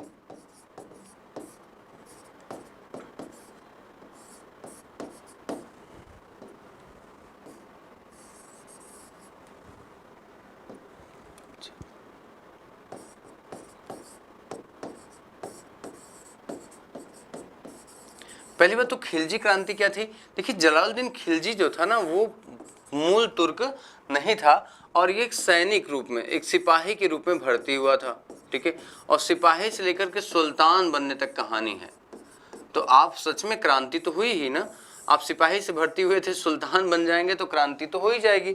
तो इसी व्यवस्था को खिलजी क्रांति के नाम से जाना जाता है, ठीक है। अब देखिए इसने जो था ये बहुत ही लिबरल हो जाता है, क्योंकि अगर देखिए लिबरल नहीं होगा तो अभी तुरंत ही यह जनता का पूर्ण समर्थन नहीं प्राप्त कर पाएगा, ठीक है। तो ये बहुत उदार नीतियों को लागू करता है। उदार नीतियों को लागू करने के बाद यह बहुत ही शांति प्रिय शासन करता है, बहुत ही दूसरों को खुश करने वाला शासक इसे कहा जाता है, ठीक है, दूसरों को प्रसन्न करने वाला शासक कहा जाता है। तो इसके बारे में बहुत छोटा सा नोट्स है, मुझे लगता है 10 से 15 पॉइंट्स हैं। आप अगर उन्हें बना लेंगे उस चैप्टर को पढ़ने के बाद तो शायद है कि उससे ज़्यादा कोई प्रश्न की संभावना यहाँ पे नहीं रहेगी। लेकिन अब पूरे कहा जाए कि दिल्ली सल्तनत के अंतर्गत सबसे महत्वपूर्ण चैप्टर आ रहा है और वो है अलाउद्दीन खिलजी। अलाउद्दीन खिलजी, देखिए अगर मैं कोड करूं कि इसे आपको अच्छी तरीके से तैयार करना चाहिए तो यस बिल्कुल तैयार करना चाहिए, क्योंकि अलाउद्दीन खिलजी में अगर आप देखेंगे तो अलाउद्दीन खिलजी की राजनीतिक नीतियां, पहला प्रश्न है ना, पॉलिटिकल पॉलिसीज जो थी उसकी बहुत महत्वपूर्ण थी, क्योंकि इसने रक्त और तलवार की नीति अपनाई थी। इसने रक्त और तलवार की नीति अपनाई थी, ध्यान रखिएगा, है ना, रक्त और तलवार की नीति अपनाई थी। दूसरी कौन सी नीति अपनाई थी, इसने राजपूतों के लिए मित्रता की नीति अपनाई थी, मित्रता की नीति, ठीक है।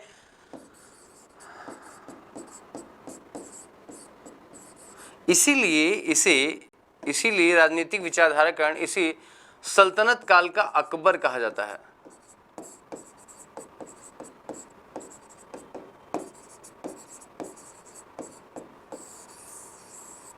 सल्तनत काल का अकबर इसे माना जाता है। वहीं आप देखें यहाँ पे सबसे बड़ी बात, राजनीतिक नीतियों के आधार पर फिर इसने क्या कर दिया कि दूसरी जो स्थिति थी आर्थिक स्थिति में बहुत बड़ा बदलाव लाया।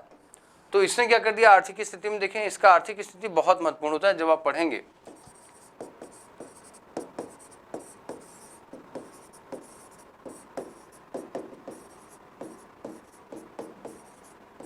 बदलाव अगर देखेंगे तो इकोनॉमिकल चेंजेस जो आप देखेंगे उसमें क्या सबसे इंपॉर्टेंट चीजें हैं वो देखिए दोस्तों, बाजार नीति,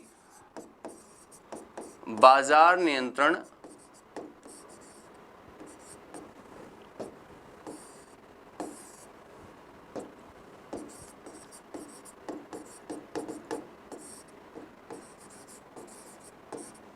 बाजार नियंत्रण नीति, है ना, मार्केट कंट्रोल पॉलिसी, ठीक है। इसके तहत उसने क्या किया, वन प्रोडक्ट, है ना, कोई भी वन प्रोडक्ट अगर है आपका तो उसका वन रेट होगा, ठीक है। पूरे देश में इसने क्या कर दिया कि कंट्रोल, है ना, प्राइस कंट्रोल करना शुरू कर दिया।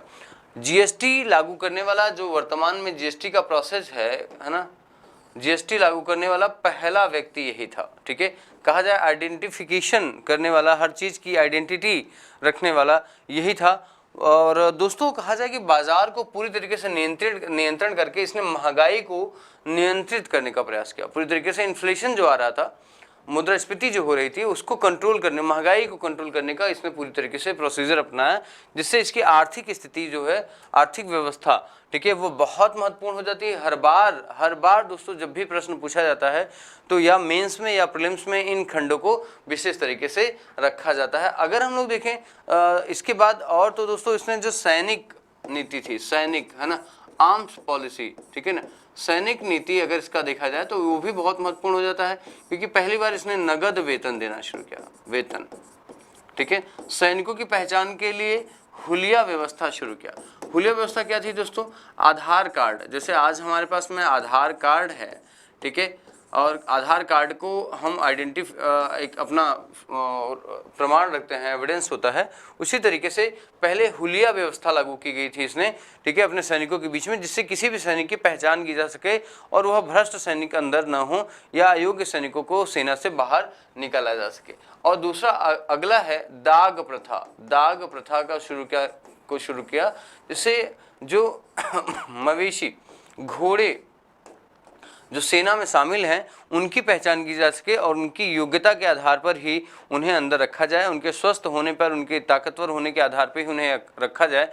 अर्थात ऐसे घोड़े जो अब सेना में युद्ध की भूमिका में भाग लेने लायक नहीं हैं, उन्हें बाहर कर दिया जाए। जो सैनिक भी थे उन्हें भी पेंशन देके बाहर कर दिया गया और नगद वेतन देना शुरू कर दिया दोस्तों, अपनी पूरी व्यवस्था को बेहतर बना लिया। इसके समय में साहित्यिक दृष्टिकोण को भी आपको अच्छी तरीके से पकड़ना होगा, ठीक है। तो अब देखिए सैनिक पॉलिसी, आर्थिक पॉलिसी, राजनीतिक है ना पॉलिसी, ये सारी चीज़ों पे इसके बहुत अच्छे प्रश्न बन जाते हैं, तो आपको ये पढ़ना होगा। लेकिन अब देखिए अगला जो सेगमेंट आता है वो खिलजी वंश से और कोई महत्वपूर्ण प्रश्न नहीं बनता। अब देखिए अलाउद्दीन खिलजी ने कुछ स्थापत्य भी किए थे, अलाई दरवाजे का निर्माण करवाया था। तो कौन कौन से ऐसे स्थापत्य हैं उनकी एक लिस्टिंग बनाई, क्योंकि वहाँ से सुमेलित करने के लिए क्वेश्चंस आ जाते हैं। वहीं अगला अगर हम लोग देखें तो वो है हमारा तुगलक वंश, है ना, तुगलक वंश।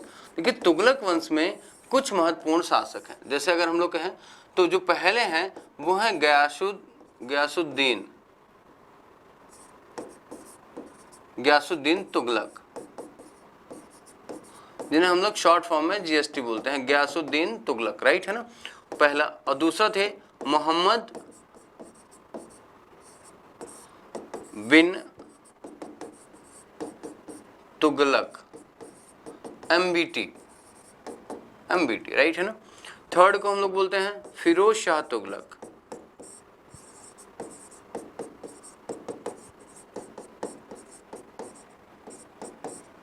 ये है आपका FST, ठीक है, FST, ठीक है।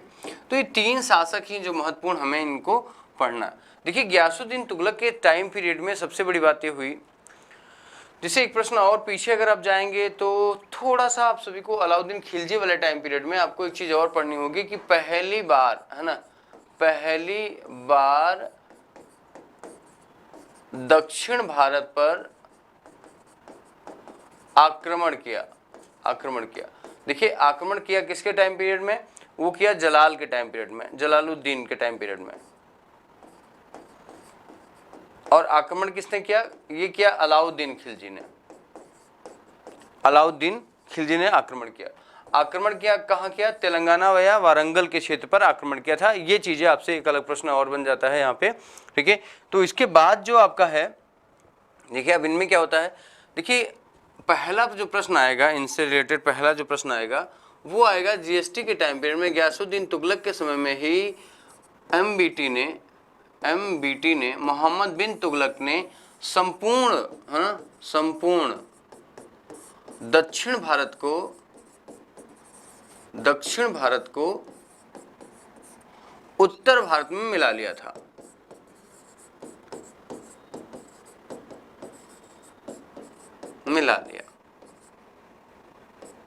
ठीक है, ये क्वेश्चन आपसे पूछा जाता है, ठीक है। फिर देखिए यही GST हैं जिन्होंने पहली बार नहर निर्माण कराया, नहर निर्माण किया। ये एक उदारवादी शासक थे।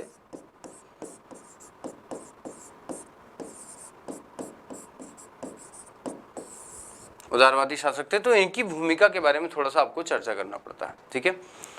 अब जो अगला जो इम्पोर्टेंट है, इम्पोर्टेंट अगर प्रश्न हम लोग बात करते हैं तो वो हो जाता है आपका एमबीटी के बारे में। एमबीटी देखिए इसका जो प्रश्न है वो राजनीतिक है ना, राजनैतिक इतिहास से ज़्यादा, पॉलिटिकल हिस्ट्री से ज़्यादा प्रश्न आता है। जैसे इसने अपने शासन में बैठते ही 5 नई है ना नीतियों की घोषणा की थी।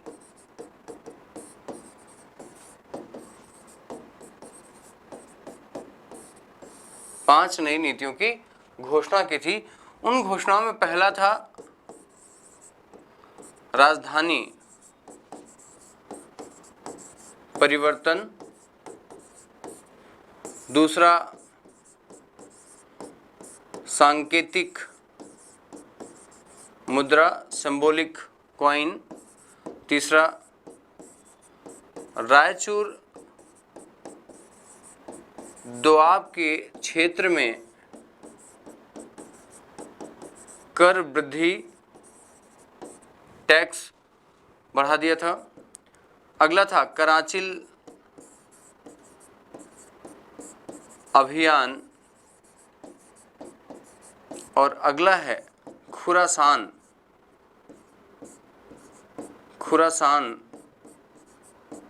पर आक्रमण। ये 5 पॉलिसीज इसकी रही हैं जिनको लेकर के हमें पढ़ना होता है, ठीक है। और प्लस देखिए दूसरा जो आपको पॉलिटिकल कहा जाए तो ये पहला सुल्तान था जो हमारे हिंदू धर्म के पवित्र त्यौहार होली में भाग लिया था, ठीक है ना, इसमें पार्टिसिपेट किया था, ठीक है। तो कहा जाता है कि यह उदार शासक था, एक तरीके से उदार शासक था, बुद्धिजीवी था, लेकिन फिर भी इसे पागल और मूर्ख शासक कहा जाता था। पागल और मूर्ख शासक कहा गया, ठीक है। इसे कहा बदायूनी ने। तो बरनी बदायूनी जैसे इतिहासकारों ने इसके बारे में बहुत चर्चाएं की हैं।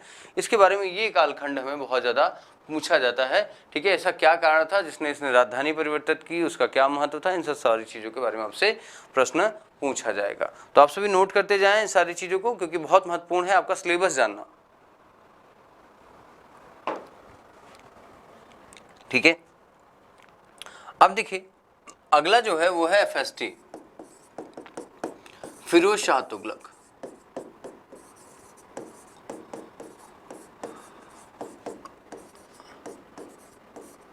फिरोज शाह तुगलक, देखिए फिरोज शाह तुगलक को जब हम देखेंगे तो इसके समय में बहुत सारी उदारवादी नीति थी, उदारवादी नीति थी, ठीक है। इसे सल्तनत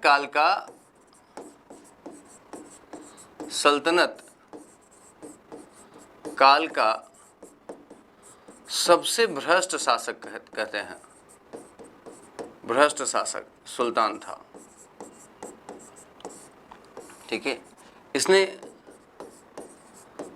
गरीबों की मदद की,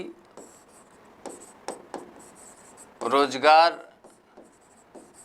की व्यवस्था की, है ना, सर्वाधिक दास इसके दरबार में थे, ठीक है। दीवाने बंदगान की स्थापना की, ठीक है। और साथ ही साथ इसने बहुत बड़ा बगीचा गार्डन लगवाया, ठीक है। तो दोस्तों इसके बारे में ये इन्फॉर्मेशन अगर आपको देखा जाए, इसमें फिल इन द ब्लैंक्स आपको करना है, ठीक है। कि गरीबों की मदद किसके, दीवाने खैरात की स्थापना इसने की, ठीक है। दीवाने बंदगान की स्थापना की, 1,80,000 दास इसके दरबार में रहते थे, ठीक है। 1200 बगीचे इसने लगवाए थे। तो सारी बातें आपको थोड़ा सा कोड करके पढ़नी होती है। इतने डायमेंशन में अगर आपने इस टॉपिक को तोड़ दिया तो आप आसानी से इसको पढ़ सकते हैं और अपना नोट्स बना सकते हैं। बहुत ही शानदार अच्छा नोट्स आप बना सकते हैं इसको, ठीक है दोस्तों। तो देखिए इसके बाद अगर हम लोग देखें तो एफएसटी के समाप्त होने के बाद कोई महत्वपूर्ण शासक नहीं रहता है और इसी समय तैमूर का आक्रमण हो जाता है, तैमूर का भारत पर आक्रमण हो जाता है तुगलक के शासनकाल में ही, और उसकी सहायता करता है आपका खिज्र खां, ठीक है ना। खिज्र खां ने की सहायता से तैमूर ने दिल्ली पर आक्रमण कर दिया, आक्रमण किया और बहुत अधिक धन की लूट की, बहुत अधिक धन की लूट की, ठीक है।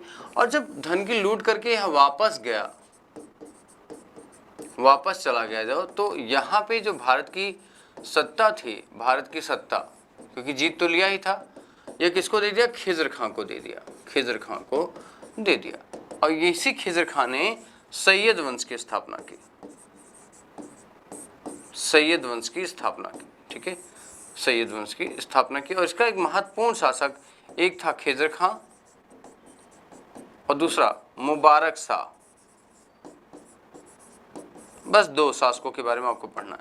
खिज्र खां ने भी कभी सुल्तान का पद धारण नहीं किया, इसने अपने आप को तैमूर का वायसराय कहा, तैमूर का वायसराय कहा अपने आप को, ठीक है। तो दोस्तों देखिए, फिर इसके बाद मुबारक शाह ने अपने आप को स्वयं को ही खलीफा घोषित कर लिया। तो इसका शासनकाल बहुत लंबा नहीं रहा, लेकिन दोस्तों एक कनेक्टिविटी के लिए बहुत इंपॉर्टेंट हो जाता है। तो आपको इनको थोड़ा सा पढ़ना है, मैक्सिमम 1.5 से 2 पेजेस का नोट्स है इनके बारे में, और आप आसानी से इनको हमेशा के लिए, है ना, फिनिश कर सकते हैं, ठीक है। अब इसके बाद देखिए खिज्र खां मतलब सैयद वंश के बाद जो आता है वो है लोदी वंश, लोदी वंश, ठीक है। देखिए लोदी वंश में आपको जो शासक पढ़ने हैं वो है बहलोल लोदी, सिकंदर लोदी, इब्राहिम लोदी, ठीक है। ये 3 जो महत्वपूर्ण शासक हैं इनके बारे में आपको पढ़ना है, बहुत इंपॉर्टेंट है ये दोस्तों, ठीक है, क्योंकि यहाँ से हम एक कनेक्टिविटी ले जाएंगे एक अलग शासन वंश की, तो वो आपके लिए ज़रूरी है इनको पढ़ना। तो बहलोल लोदी देखिए, ये इन्हें कहा जाता है प्रथम खाना थे, है ना, प्रथम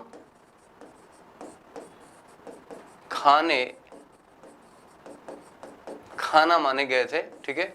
तो यहाँ पे आप देखिए इनको आपको पढ़ना होता है, क्योंकि इनके बहलोली प्रकार के सिक्के, इनके सिक्के बहुत मजबूत, बहुत महत्वपूर्ण थे, क्योंकि कहा जाता था अकबर के शासनकाल तक, है ना, इनके सिक्के चले थे इनके बारे में। सिकंदर लोदी इस समय का सबसे महान शासक था इस समय का, ठीक है, इस वंश का, लोदी वंश का। तो खास तौर से इसकी राजनीतिक उपलब्धियों के बारे में पढ़ना पड़ता है, इसके प्रशासनिक उपलब्धियों के बारे में पढ़ना पड़ता है, 2, ठीक है। राजनीतिक और प्रशासनिक उपलब्धियों के बारे में हमें से पढ़ना पड़ता है, एक राजनीतिक, दूसरा प्रशासनिक। और दोस्तों इसने ही 1504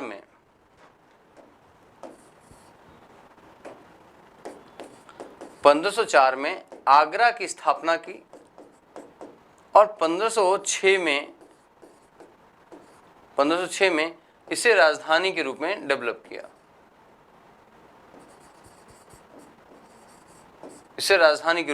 किया, ठीक है। तो देखिए अब दिल्ली से राजधानी कहाँ जाएगी? आगरा स्थापित हो रही है। तो ये किसने किया था?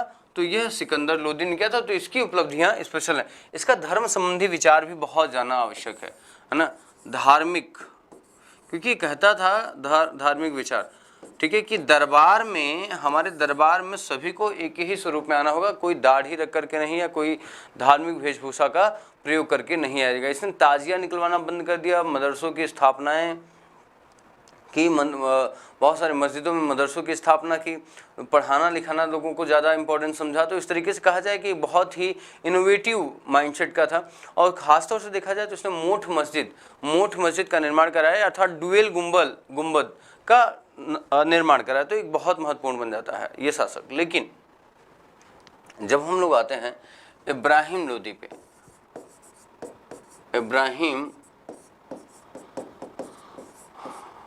पे, तो दोस्तों देखिए इब्राहिम लोदी के चाचा आदम खां, ठीक है, और कहा जाए राणा सांगा वगैरह ने मिल करके किसको इनवाइट कर लिया था, ठीक है, बाबर को इनवाइट कर लिया था इसी के समकाल में।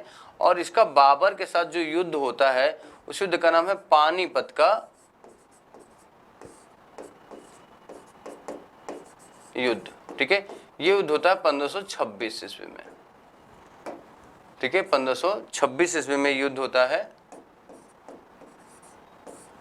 और इस युद्ध में इब्राहिम लोदी हार जाता है, बाबर की विजय हो जाती है और बाबर ने भारत में मुगल वंश की स्थापना की, मुगल वंश की स्थापना की।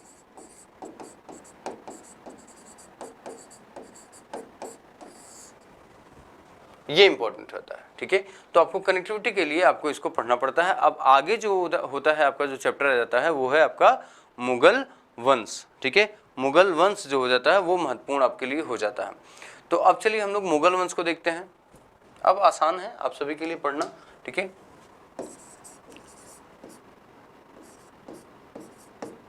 मुगल वंश, मुगल वंश में देखिए सबसे पहला साहब बाबर। बाबर के 4 युद्ध हैं। अगर हम लोग देखें, पहला है पानीपत, खानवा, चंदेरी और घाघरा, ठीक है। 1526, 1527, 1528 और 1529, है ना। ये 4 युद्ध हुए बाबर ने, ठीक है। और अंततः जो है बाबर ने पहली बार यहीं पे मुगल वंश की स्थापना की थी, ठीक है। लेकिन अंततः कहा जाए खानवा के युद्ध में ही इसने क्या किया था, है ना, युद्ध के बीच में जिहाद का नारा दिया था, ठीक है। चंदेरी के युद्ध को इसने जिहाद के नाम पे लड़ा था। और घाघरा इसका अंतिम युद्ध था, जिसके बाद 1530 में इसकी मृत्यु हो जाती है और इसे 4 बाग आगरा में दफना दिया जाता है, जो बाद में इसे काबुल ले जाया गया, इसके अस्थियों को काबुल ले जाया गया, ठीक है। तो ये कहा जाता था कि इस वह कौन सा बादशाह है जिसकी अस्थियां जो हैं वो भारत से बाहर हैं, तो वो किसकी हैं, काबुल में ले जाई गई बाबर की अस्थियां थी। देखिए इससे भी ज़्यादा महत्वपूर्ण आपका पुस्तक जो इसकी द्वारा आत्मकथा लिखी गई तुर्की भाषा में, है ना, तुर्की भाषा में एक आत्मकथा लिखी गई जिसका नाम है बाबर नामा या तुजुक ए बाबरी।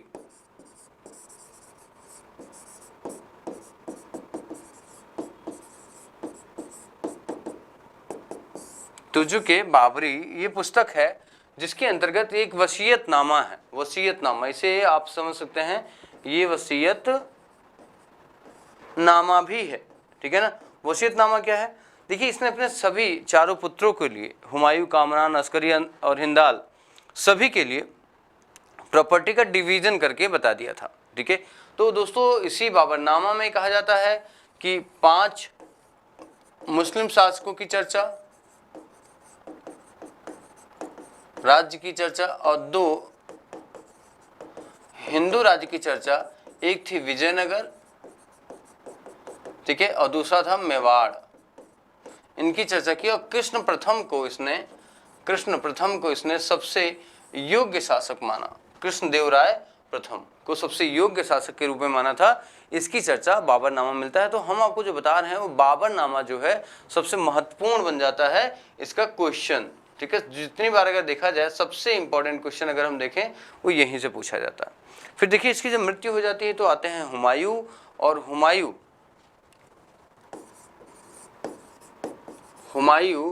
जब आते हैं तो पहली बात तो ये होती है कि वसीयतनामा के अनुसार इन्होंने प्रॉपर्टी का डिवीजन कर दिया। लेकिन फिर भी विवाद होता है, इनका विवाद होता है किसके साथ में, भाइयों के साथ, भाइयों के साथ एक विवाद होता है जिसमें इनका पूरा शासनकाल अशांत रहता है। इसी बीच आप देखेंगे कि एक और समस्या खड़ी हो जाती है अफगान शासकों के द्वारा। और अफगान शासक कौन था, हम कहेंगे शेरशाह सूरी। लेकिन दोस्तों शेरशाह सूरी का नाम था फरीद, और उसे हम लोग पहले स्टार्टिंग में उसका नाम था फरीद और बाद में उसने शेरशाह सूरी का नाम रखा। फिर देखिए इनके बीच में बहुत सारे युद्ध होने लगे, है ना। कन्नौज का युद्ध, ठीक है, बिलग्राम का युद्ध, ठीक है, चुनार का युद्ध। तो इस तरीके से इन युद्धों को बहुत अच्छी तरीके से आपको फ्रेम बना करके, है ना, फ्रेमिंग बना करके आपको रटना चाहिए, याद करना चाहिए, जिससे क्या क्या हुआ। देखिए हर युद्ध का परिणाम जरूरी है ना, रिजल्ट, क्या रिजल्ट निकलता है ये जानना आपको जरूरी है। तो इसके बाद हम लोग जब देखते हैं कि हुमायूं और शेरशाह सूरी का युद्ध होता है, तो इसमें कन्नौज के युद्ध में अंततः जो होता है वो हुमायूं पराजित हो जाते हैं, और पराजित होने के बाद इनको भारत छोड़ करके जाना पड़ता है, और एक नए वंश की शुरुआत हो जाती है, शेरशाह सूरी वंश। ठीक है, शेरशाह सूरी वंश। अब देखिए शेरशाह सूरी में एक है शेरशाह और दूसरा है सिकंदर सूरी। बस दो शासकों के बारे में पढ़ना है। लेकिन शेरशाह का जो प्रशासन था, ठीक है, इनका सड़क जो निर्माण पद्धति थी, इनकी जो सराय रेस्ट हाउसेस निर्माण पद्धति थी, इनकी जो जन विकास के कार्य थे, पब्लिक वेलफेयर वर्क थे, ये बहुत महत्वपूर्ण बन जाते हैं, क्योंकि इसके बाद बहुत लंबा युद्ध इन्होंने नहीं लड़ा और इनका कार्यकाल भी बहुत लंबा नहीं चला। माना जाता है कि 1540 से 1545 में इनकी मृत्यु हो जाती है। ठीक है, और इसके बाद इतने ही कम समय में एक बेहतर, है ना, कहा जाए साम्राज्य में प्रशासन, राजनीति, धर्म और समाज के उत्थान के लिए बहुत महत्वपूर्ण कार्य किया। 1555 ईस्वी में सिकंदर सूरी की लड़ाई फिर से होती है हुमायूं के साथ में, और इसमें ये पराजित हो जाता है, विजयी हो जाता है, और द्वितीय सेकेंड मुगल डायनेस्टी की स्थापना हो जाती है। ठीक है, तो दोस्तों देखिए ये क्वेश्चंस आपके लिए बहुत इंपॉर्टेंट बन जाते हैं। अगर ये नोट्स में आपके होता है तो बेहतर तरीके से आप अपने कंटेंट को तैयार कर सकते हैं। अब फिर जब हुमायूं आते हैं, है ना, दोबारा हुमायूं आते हैं, तो कुछ ही वर्षों बाद इनकी मृत्यु हो जाती है। 56 में इनकी मृत्यु हो जाती है। दीन पनाह लाइब्रेरी की सीढ़ियों से लड़खड़ाते हुए ये गिर जाते हैं और इनकी मृत्यु हो जाती है। लेन पूल नाम के इतिहासकार ने कहा है कि जीवन भर ये लड़खड़ाते रहे और लड़खड़ाते लड़खड़ाते ही इनकी मृत्यु हो जाती है। तो दोस्तों इस मृत्यु के बाद जो अगला शासक आता है, ठीक है, वो है अकबर। अब देखिए अकबर महान जो आते हैं, तो अब इनके समय में सब कुछ इंपॉर्टेंट हो जाता है। जैसे देखा जाए इनको हम कैसे बांटेंगे, तो राजनैतिक इतिहास, इनका राजनैतिक इतिहास देखिए। दूसरा इनका सामाजिक, ठीक है, इस समय के सामाजिक इतिहास को आपको देखना होगा। आर्थिक, ठीक है, देखिए राजनीति में युद्ध वगैरह सब यहीं पे आ जाएंगे। ठीक है, आर्थिक में इनकी बाजार नियंत्रण नीति, ठीक है, फिर इनके धार्मिक विचारधारा, धार्मिक विचार, जिसमें ये आप देखें दीन इलाही और सुलह कुल,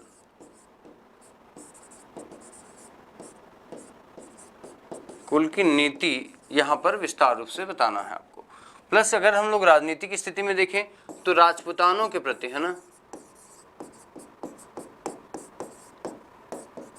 साथ व्यवहार, इनका ये चर्चा हमें करनी होगी स्पेशली तरीके से।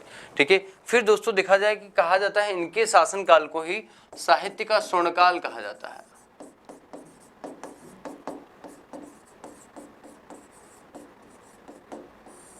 साहित्य का स्वर्णकाल कहा जाता है इन्हीं के टाइम पीरियड में ही फैजी जी के नेतृत्व में अनुवाद विभाग की स्थापना, ट्रांसलेशन डिपार्टमेंट, इनके समय में इनके दरबार में रहने वाले नवरत्नों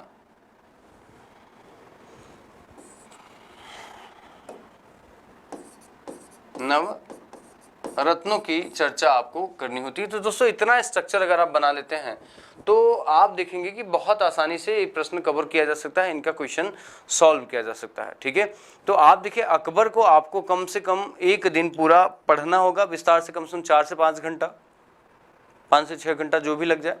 उसके दूसरे दिन उस पर अच्छी तरीके से फिर से लाइन नंबर 1 से शुरू करके आपको अंतिम लाइन तक नोट्स के रूप में कन्वर्ट करना होगा। और दोस्तों इन पे समय लगेगा, इन पे कम से कम 3 पेजेस का नोट्स, तो 3 से 4 पेजेस का नोट्स तो आपको बनाना पड़ेगा, जिससे प्रीलिम्स और मेंस इनसे आने वाले जहाँ सारे प्रश्न वो पूरी तरीके से समाप्त हो जाएं। तो बहुत इंपॉर्टेंट है ये सेक्शन, जहाँ से आपका ये रिजल्ट इंपॉर्टेंट हो जाता है।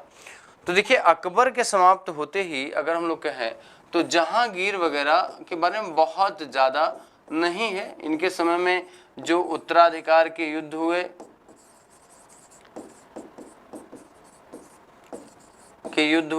ठीक है, इनका जो शासन काल था वो स्पेशली चित्रकला का स्वर्ण काल था।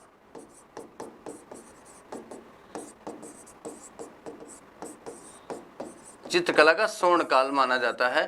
ठीक है, और इनके द्वारा जो कुछ स्थापत्य जो किए गए थे, स्थापत्य इनकी चर्चा करनी है, बस आराम से हो जाता है। और इनके कुछ दरबारी हैं, ठीक है, उनकी चर्चा। और यहीं पे ध्यान रखिए अंग्रेजों का भारत में आगमन,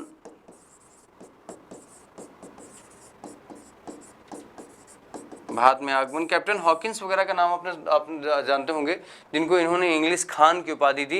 ये सारे चीज़ें यहीं से आपसे पूछी जाती हैं, तो ये इंपॉर्टेंट आपका हो जाता है जहांगीर के बारे में। इसके बाद अगर हम लोग देखें तो आते हैं शाहजहां जो जहांगीर के पुत्र थे। ठीक है, शाहजहां, और शाहजहां के टाइम पीरियड को स्थापत्य का स्वर्ण काल कहा जाता है। चाहे लाल किला हो आपका दिल्ली का या ताजमहल हो, ये सब कुछ इन्हीं के समय में निर्मित होता है। तो ये बहुत महत्वपूर्ण हो जाता है, ये प्रश्न बहुत इंपॉर्टेंट हो जाता है कि इनसे क्या प्रश्न पूछा है। प्लस इनके समय में जो हुए महत्वपूर्ण युद्ध थे, क्योंकि इनके समय उत्तराधिकार का युद्ध हुआ। और इनके सारे पुत्रों में अगर कहा जाए तो औरंगजेब,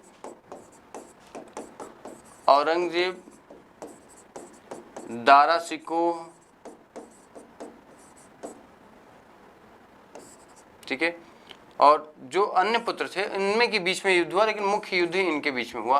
अंततः एक युद्ध होता है देवराई का युद्ध, जिसमें दारा शिकोह की हत्या हो जाती है और इनको कैद कर लिया जाता है। और अंततः जो है औरंगजेब अपने आप को बादशाह घोषित कर लेता है। तो यहाँ जो होगा ये चीजें पूछी जाती है। और इनके समय में धार्मिक घोषणाएं, इसकी थी धार्मिक अनाउंसमेंट, है ना, घोषणा। तो ये चीजें आपको पढ़नी पड़ती हैं, ये महत्वपूर्ण है। ठीक है, स्थापत्य ये और युद्ध, ये 3 चीजों का नोट्स अलग अलग इसे बनाइए ना, टॉपिक वाइज बनाइए, देखिए आपको कितना आसान लगेगा इसको तैयार करने में। तो ये 3 तरीके के प्रश्न यहाँ से आने की संभावना होती है, पीटी और मेंस में भी। तो दोस्तों ये बहुत जरूरी है कि आप कैसे अपना नोट्स बनाएंगे, कैसे कवर करेंगे इन चीजों को, तो हो पाएगा बेटर।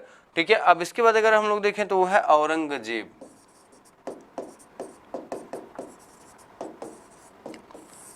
जब औरंगजेब को पढ़ते हैं तो उन्हीं युद्धों को आप पढ़ते हैं, इनकी दक्षिण की नीति को पढ़ते हैं, इनकी धार्मिक नीति को पढ़ते हैं, राजपूतानों के प्रति विचार इनके देखते हैं। ठीक है, और अगला देखते हैं स्थापत्य। ठीक है, और आप देखेंगे कि औरंगाबाद में इन्होंने बीबी का महल बनवाया, जो फूहड़ ताज के रूप में जाना जाता है। ठीक है, रबिया इनकी बीवी थी, है ना, इनकी बेगम थी, जिनके याद में इन्होंने ताजमहल का डुप्लीकेट बनाया था ब्लैक संगमरमर से, ब्लैक मार्बल से। तो दोस्तों देखिए इसके बाद जो होता है 1707 में इनकी मृत्यु हो जाती है। फिर पतन शुरू हो जाता है, मुगलों का पतन शुरू हो जाता है। और यहाँ पे आप एक अलग कंटेंट लेके चलते हैं, मुगलों का पतन। और मुगलों के पतन से ही दूसरी कहानी शुरू होती है दोस्तों, जिसे हम लोग कहते हैं आधुनिक भारत। तो आधुनिक भारत की शुरुआत। तो नेक्स्ट वीडियो जो मैं आप सभी के साथ लेकर के आ रहा हूँ वो है आधुनिक भारत की में कैसे प्रश्न बनते हैं, या उसका पूरा सिलेबस विस्तार। ठीक है, तो नेक्स्ट वीडियो जो होगा दोस्तों वो होगा आधुनिक भारत पर। तो आप सभी रहें तैयार। थैंक यू वेरी मच, मिलते हैं अगली वीडियो में आप सभी के साथ में। थैंक यू वेरी मच, धन्यवाद।